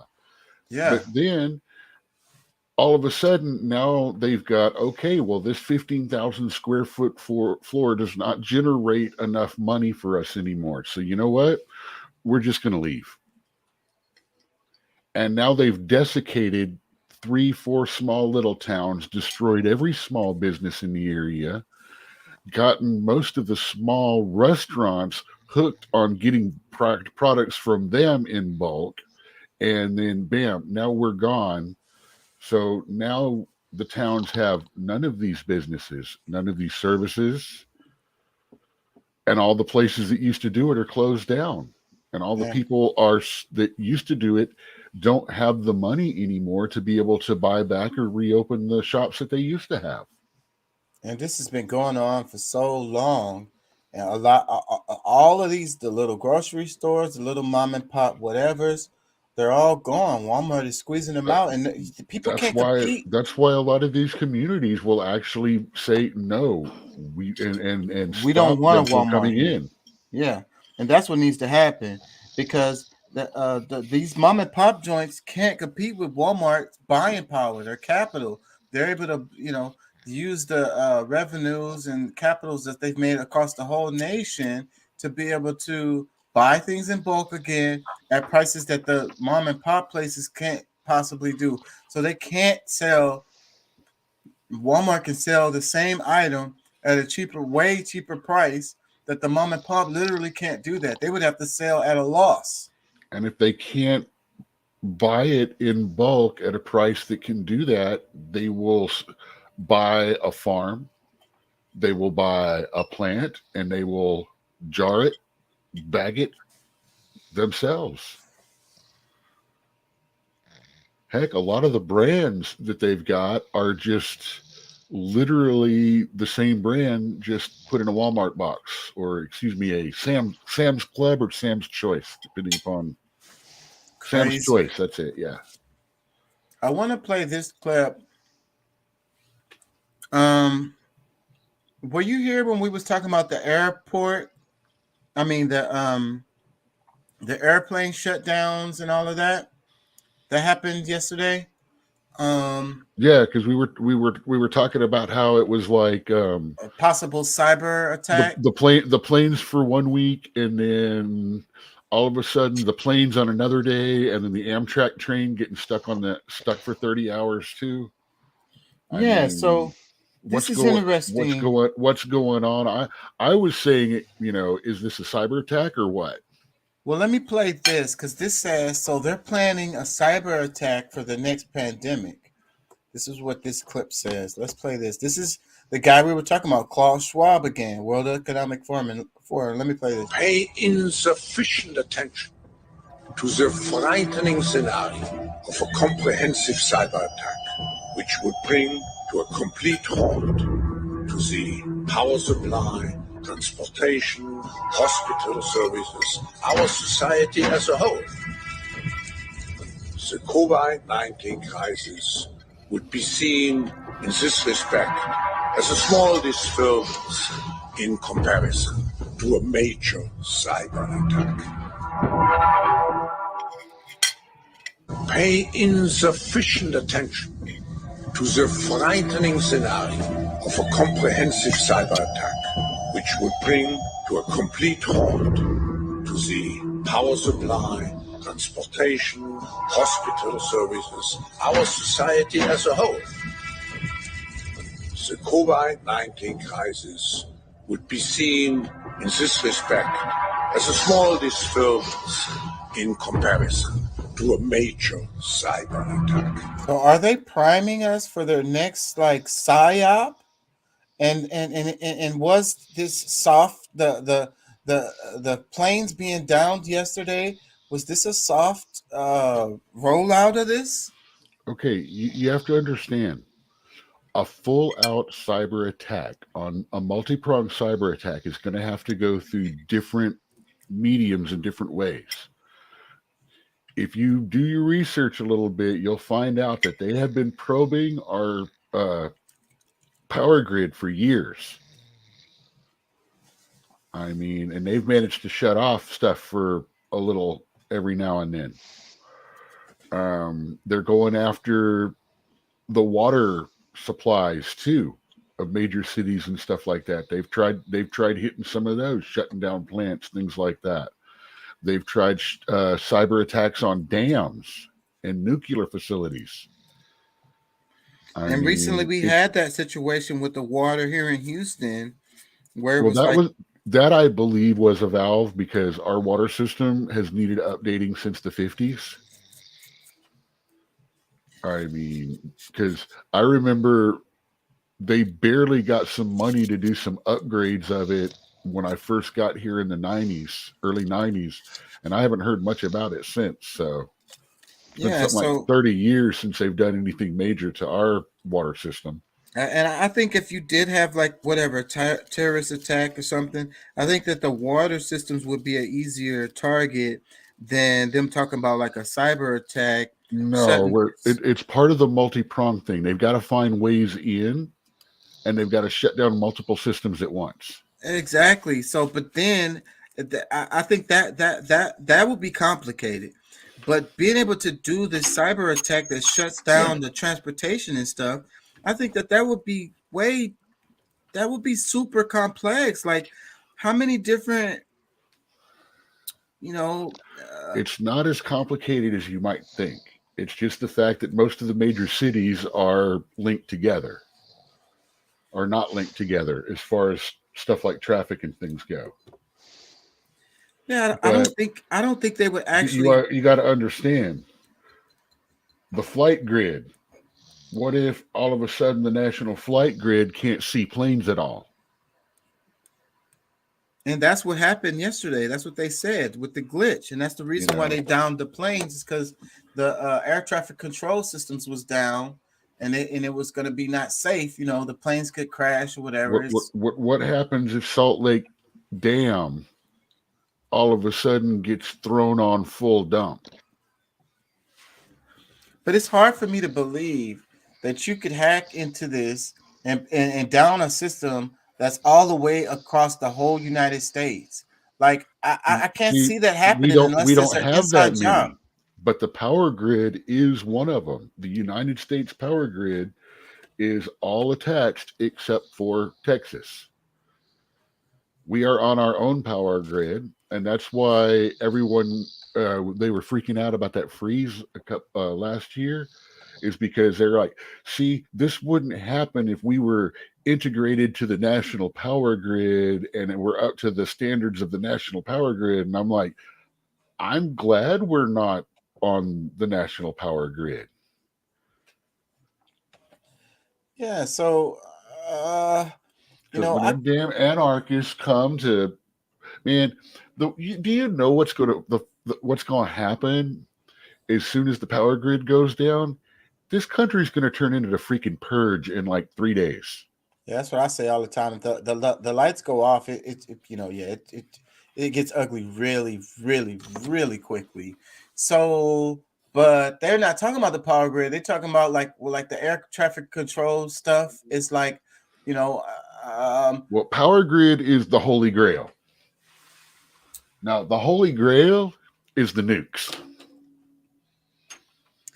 Yeah, like an EMP even. The integrated nuclear guidance system. So, but still, what I'm saying is, it sounds like a psyop. It sounds like a setup. It sounds like it's. I could see you with the power grid argument, but then they're just saying like they're talking about cyber attacks. I don't see how that would work. I mean, across the whole United States, like, how Okay, could you pull that off? say we catch the western part of the power grid, and we lock it up. And we're going to leave this power grid locked up to where you can't turn it back on unless you give us $50 million. I don't see how that could work, across the whole United States. I just don't see how that would. Because that's what they probe for. It can happen because the systems are integrated. They But just it's have too to complex. get good enough to do it. That's why they test.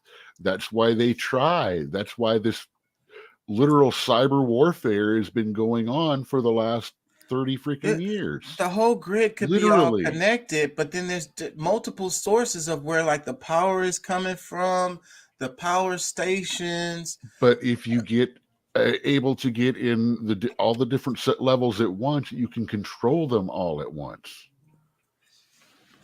I think that the only way that they could pull that off is if it was an inside job. That's what I'm saying. So yeah, inside the computers. No, I think that it would have to be people that's working,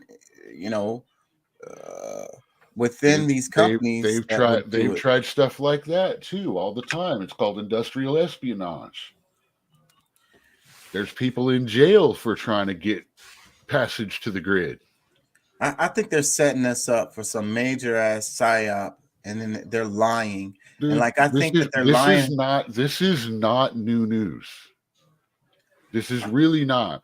The games I've been running and stuff like that since the 80s, part of in the cyberpunk games, which is basically a dystopian world where the mega corporations have all taken over, and you guys are like troubleshooters for the corporations, which basically mean you raid corporations for data information and shit like that. And that's been part of it. I mean, it's been going on.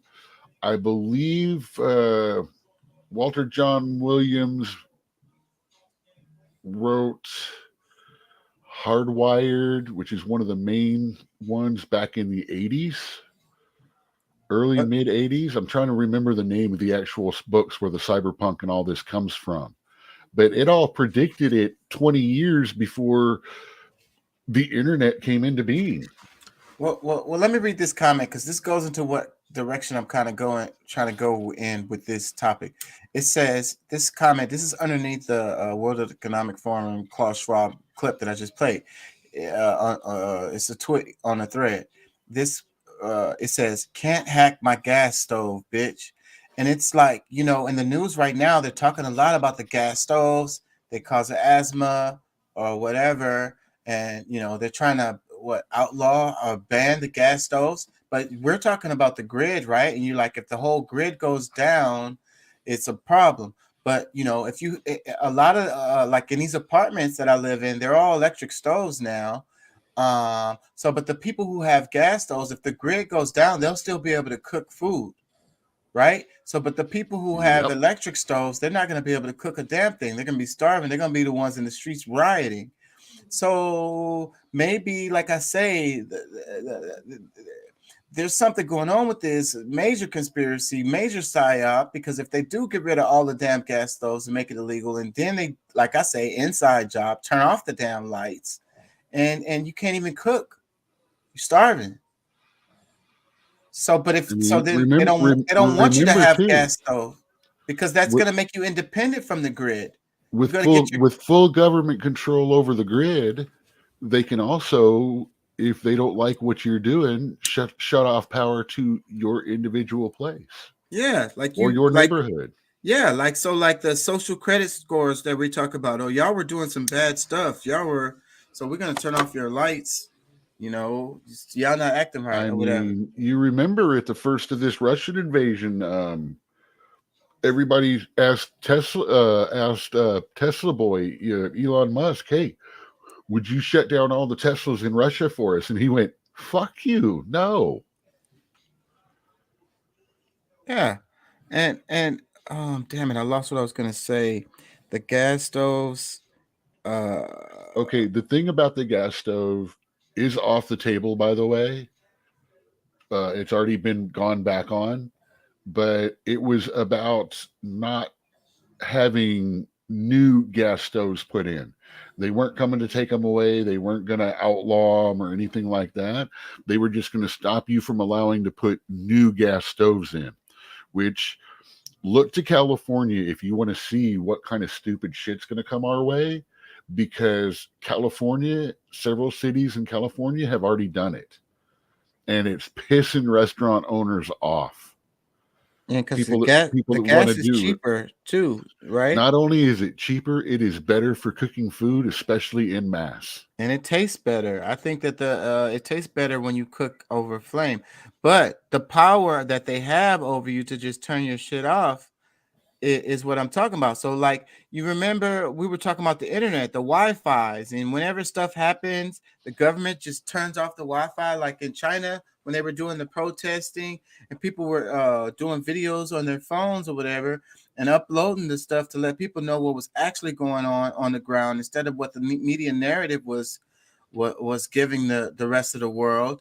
And they just turned the internet off for these people. And every time this is happening more and more in different places around the world where, like, y'all, the government's not happy. Well, the people are protesting or whatever the hell, going against the government. And the government just turns off their internet so that they can control the narrative. And you only get information that they are want you to have. You can't get any individual person uploading stuff on their Twitter or their Facebook or their Instagram saying, "Hey, this is what's actually going on. Let me show you," and giving you pictures and stuff. Just turn the internet off. It's the same thing, like I'm saying, with the with the lights. The totalitarian world, the New World Order stuff. Like, you remember how all the people that always scream about free healthcare for all of a sudden were, oh, but if you don't get the jab, you don't deserve a hospital bed. You don't deserve health care. I'm like, wow, man, that changed real quick. So it could get to the point where, like, oh, well, you didn't take the jab. Well, then we'll turn off your Wi-Fi. We'll turn off your electricity. No, how you gonna eat now, bitch? Go get the jab. Yeah, you're anti to the point where, since you're anti to that point, your views are not fit for public consumption. So we're going to shut all communication with you off. Control. Totalitarianism. Public platform. Let me play this one. We are advocating. This is World Economic. Hold on. This is World Economic Forum again. Kristalina Georgieva, Managing Director of the International Monetary Fund. Let me play this. And it's the same stuff. We are advocating to think about this world of digital money as a global public good.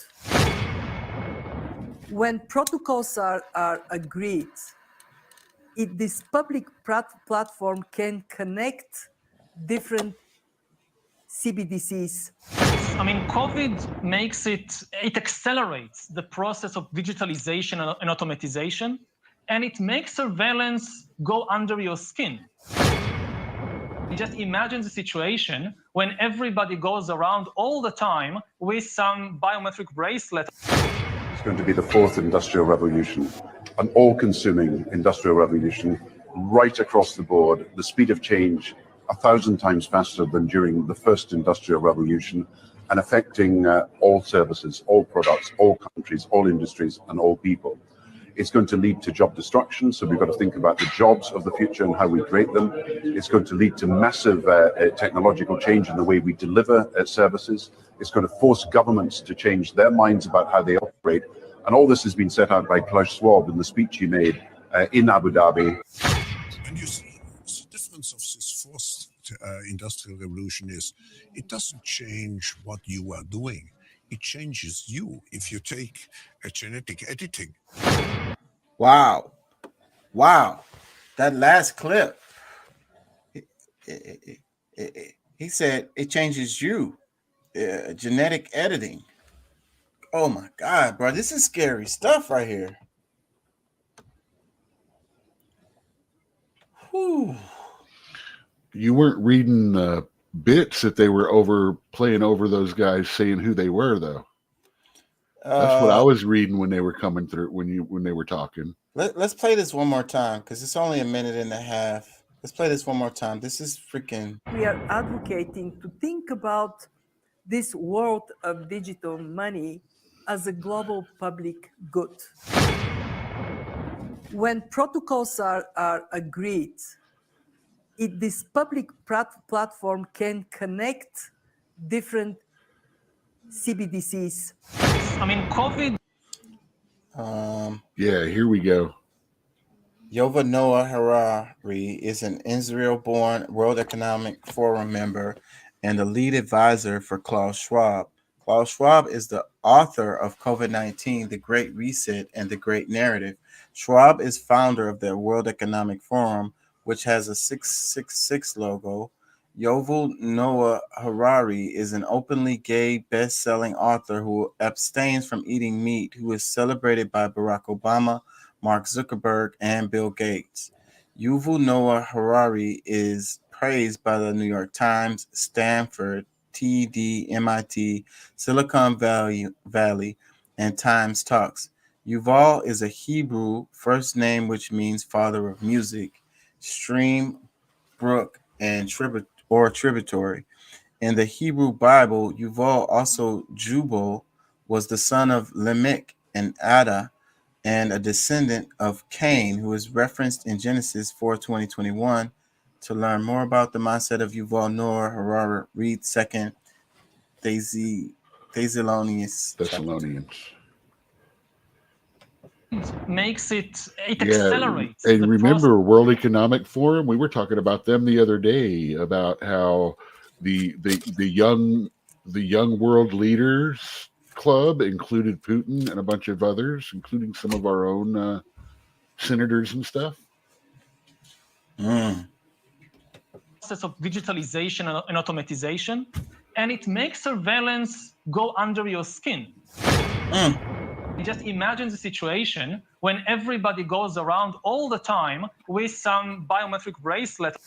It's going to be the fourth industrial. We already got a biometric bracelet. It's called the watch that we wear. Any of them, any smartwatch.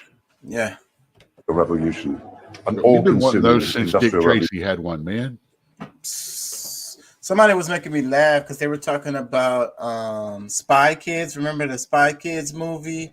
And in that movie, they had those watches. This was before all the watches came out. And in that movie, they had it. And it's like, she's like, everybody's walking around looking like Spy Kids now. So this guy, Gordon Brown, former Prime Minister of the United Kingdom. Right across the board, the speed of change 1,000 times faster than during the first industrial revolution, and affecting all services, all products, all countries, all industries, and all people. It's going to lead to job destruction, so we've got to think about the jobs of the future and how we create them. It's going to lead to massive technological change in the way we deliver services. It's going to force governments to change their minds about how they operate. And all this has been set out by Klaus Schwab in the speech he made in Abu Dhabi. Man, this is crazy. It's a COVID-19. What did it say? The global reset. Let me see. Let me go back. COVID-19, The Great Reset is the name of the book. The book by Klaus Schwab. COVID-19, The Great Reset. So, like just that phrase right there makes my brain just go 100 miles an hour. It's like, and a lot of us were saying that this whole thing was a freaking psyop and a soft, opening. Well, remember, I've been talking about, the Great Reset and Build Back Better and shit like that for a while, which finally got identified as Project Mockingbird, by the way. And this whole COVID thing was one of their steps to go to speed up the process of what they've been wanting to do for at least 50 years. And you see, the difference of this first industrial revolution is it doesn't change what you are doing. It changes you. If you doesn't change what you were doing, it changes you. You take a genetic editing. You've been genetically edited. Oh my God. This is scary stuff.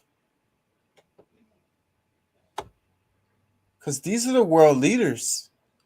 This is what they're saying. Lord. Another nice thing about Bitcoin and digital money is it's got every single bit of it has a digital trace back to each person that has owned it, from where it originally came from its creation into an existence. Through each trade, it's got a digital fingerprint. So, when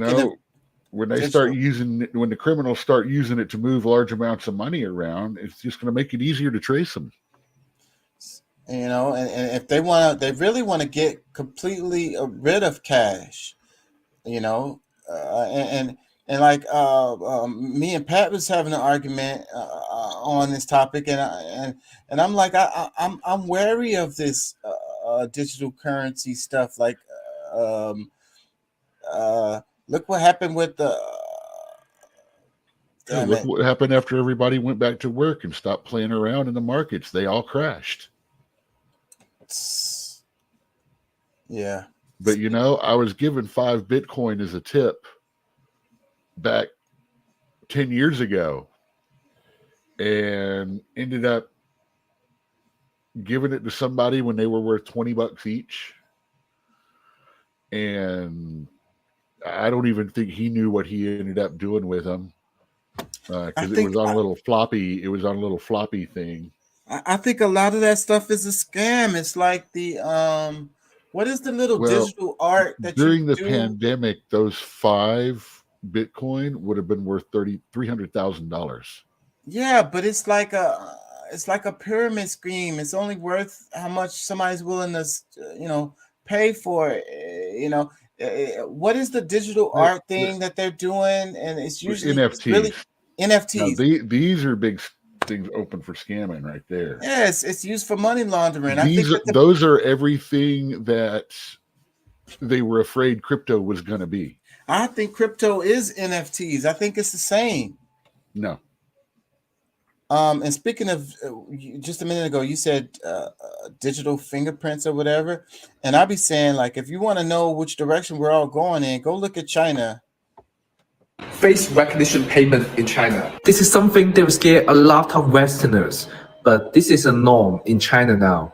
You don't need your card, you don't need to bring your phone. You just need to scan the item you want to buy, and the machine will scan your face. Then the money is deducted from your Alipay or WeChat Pay. That is so convenient. So convenient. They're gonna the convenience thing, the convenience store, and then there goes Walmart again, and it's like there goes the using the self-check thing. They use the idea of convenience to take away all of our freedoms, rights, autonomy, individuality, totalitarian control. In the sake of convenience. Oh, it's easier. That's the same thing with the grocery stores we were talking about, how they got us to move move into the cities. Again, that was convenience. Instead of living on a farm and growing your food and, not being reliant on these grocery stores. Now we now half of the major cities in the north and in the east Coast especially have what are called food deserts, where you got to go 5-10 miles in the city somewhere to be able to find fresh fruits, vegetables, stuff that's not processed crap, because none of the big grocery stores are open. It's not worth it for them to stay open. And especially now with all the a lot of the neighborhoods in some of those cities getting burned down the way they were, they're like, we don't want to go back in there. We're taking our insurance money and going to go open somewhere else. We're so far down this road. How do we turn back around?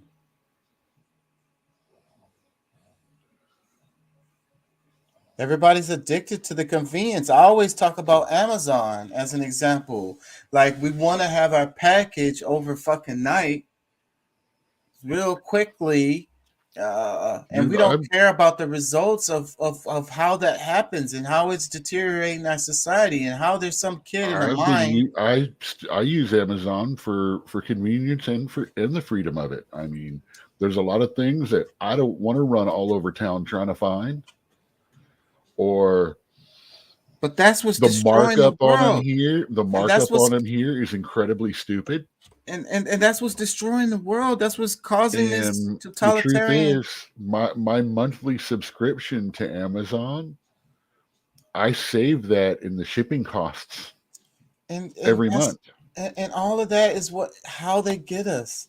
And This then is I the don't go hook. to Walmart for the big stuff like big bags of dog food and TP. It's just giving it to a different company. It's like fishing, man. It's like if you want to catch a fish, you put some bait on the hook, something that they actually like to eat. But then as soon as they go to eat that thing, they get hooked and they become fucking food. Do you get what I'm saying? Yes, there's benefits or whatever, like the convenience. I want something overnight. I want it quickly or whatever. But what are the results of this? What are we losing as a result of this? What are the long-term ramifications of this? What is it causing? How is it destroying I the said planet? exactly what they were for mine. And I get it, but then it's your personal benefit. And see, now you're turning around and trying to say my $11 a month subscription is ruining the fucking planet. It is. And now you're being preposterous. It is. And I stand on that. Wanting to have the Amazon Prime deal, you get to have TV, you get to have free shipping, you get to have overnight shipping, you get all of these benefits, but meanwhile, it's no competition, monopolies, the mom and pops are gone. I'm choosing to use them instead of 4 other stores that are in the area that are all companies. I'm not going to go and buy the big roll of toilet paper and stuff from mom and pop because I'm not paying $20 for something that's going to cost me $12. And look, so this is the flip side of the argument you made earlier about the house. No, this is what you were arguing about earlier. Well, look, earlier you said the house, they're $230,000 for a $200,000 house. Who wouldn't take that deal is what I'm saying. And that's basically what you're saying here. And it's like, that's what's fucking the whole fucking thing up. Do I buy local with a bunch of other stuff? Yeah. But my bulk items that are stupidly marked up? But no, you said that it's their fault for taking that extra $30,000 for their house. I didn't blame them. I said that's why it was happening, is because people are going to take that money, and we both agreed that that's what people do. And it's hard to get them to do different. That's what I'm saying. Like the Amazon, there's benefits to it. But I'm still trying to figure out how I'm fucking destroying the world, Greta. Because your personal benefits are destroying the planet. Because all the people. How are you linking my buying the exact same product from a different vendor creates world destruction? Because what happens to the mom and pops? When COVID happened, all of these restaurants closed. What happens to the mom? Amazon is eating up every. Okay, There's no I'm not buying competition. mom and pop from. I'm not buying my toilet paper from mom and pop in the first place. I'm not buying my dog food from mom and pop in the first place. So if I'm not buying it from them, I'm only buying it from another company. Why am I destroying the world and their business by buying something, by using money that I'm not spending with them in the first place? What do you think about the farmers markets? And it's individuals. A lot of times I think a lot of them are good. I think a lot of them are good priced. I have one that pops up every Thursday right here at my corner that I go by and pick up some vegetables and fruits. Their eggs are actually competitively priced or a little bit cheaper than the stores. And those going to be regular folks, Joe Blows like me and you. Yep. And a lot of times these are more natural. I don't more buy the coffee healthy. from the ones because they've got some crap ass oils that they're using and they make it taste funky. Well, a lot of this stuff maybe not as sweet, or not because they've got us conditioned to want this high fructose corn syrup that they put in everything. The guy who makes this stuff at their house and the honey and the stuff like that is all natural. They made it themselves. It's local. It's better for you. It's better for the environment. But it's a little bit of an inconvenience because you have to go to the farmer's market and actually do it. You can't order the shit off of fucking Amazon. And who said I did? But do you not remember where I just said that I'm only buying stuff through Amazon that I don't buy from smaller vendors anyway? And that's what I think the answer is. The answer is everything has to be local. I'm not buying my TP local because they're not going to give me the prices. I'm not buying my bulk local because I can't get them to supply the bulk in a price that makes it valuable too. If I'm going to pay the convenience price for it, then why am I going to inconvenience myself? Well, that's what I think we need to do. We need to pay a couple of cents more for the item. We need to actually go to the place and take a little bit more time to support these local mom and pops. I eat out and when I do stuff like that, I always go to mom and pops. I very rarely get chain food unless I'm just friggin' tired and don't want to deal with anything. And we want these. And I also don't go through the drive-through. I walk into the counter and have a human interaction. And if they lock their doors by 9 o'clock, then well, you know what? I'm not going to go in, and I'm not going to patronize their store. And so, but they got us addicted to these like fruits and vegetables from all over the world. Not good for our body because we should be eating local. Well, that depends. That is one theory. The macrobiotic is a theory. It's not a proven any more than the paleo diet being good, any more than Atkins, any more than South Beach. It's just a different one. And if you push it too hard, I'm going to start calling you Gwyneth Paltrow. I think we should eat local. We should buy local. Everything should be local, and we should support these smaller businesses. Our groundwater and our ground minerals taste like ass. They make the water taste bad. They make the fruits taste bad. They make the livestock taste bad because they eat the grass and they drink the water too. Some people don't notice it, but I'm one of the people that does. And that's another example. The meats coming from who the fuck, where the fuck? What are they feeding them? Like I say, wings from Chile. You can't tell me that's very sanitary. And how long did it take them to ship that? How fresh is it?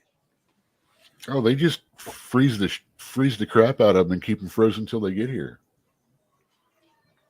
I mean, half the lunch meats, like the Oscar Mayer bologna and all that, they come in frozen and they hang them and they let them thaw a little and then hang them out. You can tell the difference in the lunch meat because of the texture, and like turkey and chicken that's been pre-frozen and then thawed out, it'll have like a slimy texture to it. Say, I had a damn cook point shit like that out to me, and now I can't ever forget it, and now I have problems with certain meats. It's like every now and then when I'm cutting in a ham or a roast or something, I'll start to like, I can't do this. because it's too fleshy. It's too no, it ain't right.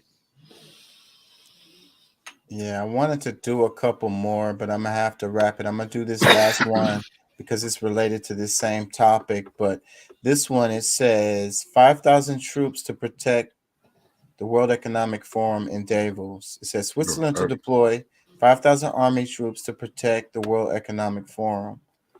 So there goes to what I'm saying, totalitarianism. Dude, that's Switzerland. Yeah. Remember Mr. Neutral Country? Mr. Banks? Yeah. Yeah, with all this crazy stuff going on right now, they're going to have troops. You know why? Do you know how much protesting and stuff is about to happen? And then they're just dictating. They're dictating, and we don't have no say. And then this don't have nothing to do with what your government is saying. That's why we arguing about the No, this is basically another one of the times when the world gets together and tells everyone how bad America is. I don't know if that's what's just going like on. the UN, just like the World Security Council, just like WHO. I don't agree with that. The United States, the West, 90% of organizations around the world, global around the world, condemn America on at least 1 to 3 different counts. well, they have to save face. It's identity politics. It's to get the people on board. You have to say some truth. But here, let me read some of the comments underneath that tweet. This one, it says, "Tell me nefarious activity is going on without telling me nefarious activity is going on." Another one, it says, "Tyrants always require a lot of security." This one says, "Security, no, a show of force." And what I'm saying is, it doesn't matter who's the damn president. If it's the Republicans or if it's the Democrats, we're arguing about all of this damn shit. These guys are the ones that's running the fucking show. You know, this World Economic Forum meeting in Davos. It might be a few politicians there, but it's going to be a bunch of names that people don't know who are going to be there. It says they are mainly protecting Bill Gates and Klaus Schwab, who will soon be charged with fraud and mass negligent homicide. Listen to the interview all the way until the end. Is this long? 6 minutes. I'm not going to play that. These are the people that's ruling the world. That's what I'm saying. These people that's meeting at the World Economic Forum. And who the hell, if it's the Republicans or the Democrats running the show, it don't matter. What these people say is what's going to happen. They're all going to fall in line. Okay, lockstep. this is just to let you know the fact. This does not pass the fact check. This Yeah, does I mean, not pass the fact check, dude. Well, we're in conspiracy theory area here.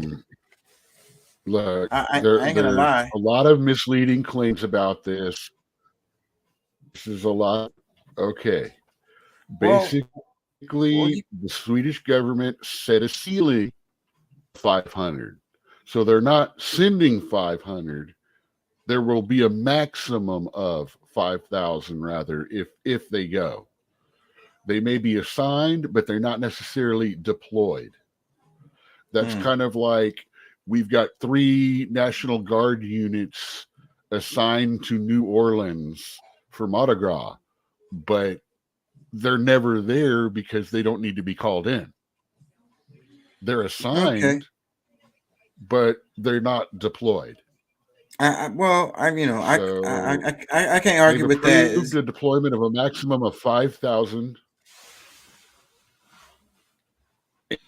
Parliament approved the deployment of a maximum of 5,000 soldiers on the civil affairs support operations from 2022 until 2024.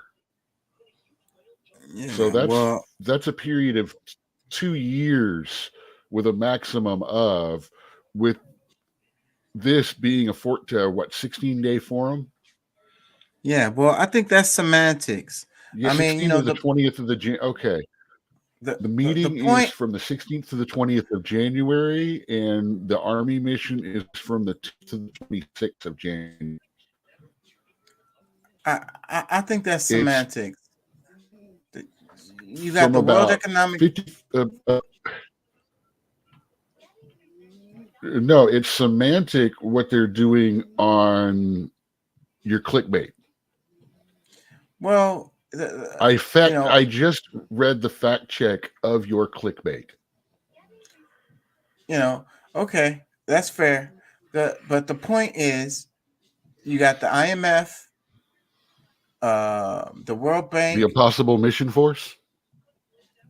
Dun, dun, dun, dun, dun, dun. We gonna get Tom Cruise in on this, man? Sorry. But these are the I'd ones probably that's feel actually, safer than Swiss troops. I don't know. well, these are the people that's actually influencing the world. These are the ones that advise the presidents and it is a private company, though. And CEOs of these major corporations. They're the ones who's calling the shots, basically.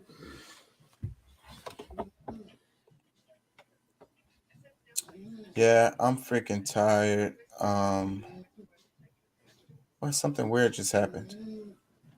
Anyways, yeah, I'm gonna have to wrap it. I gotta work in the morning. Thank y'all for joining. Thank y'all for listening.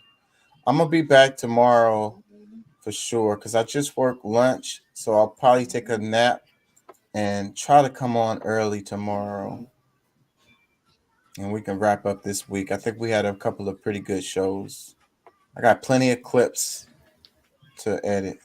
Tomorrow's Sunday. I should be home 9:30 or 10.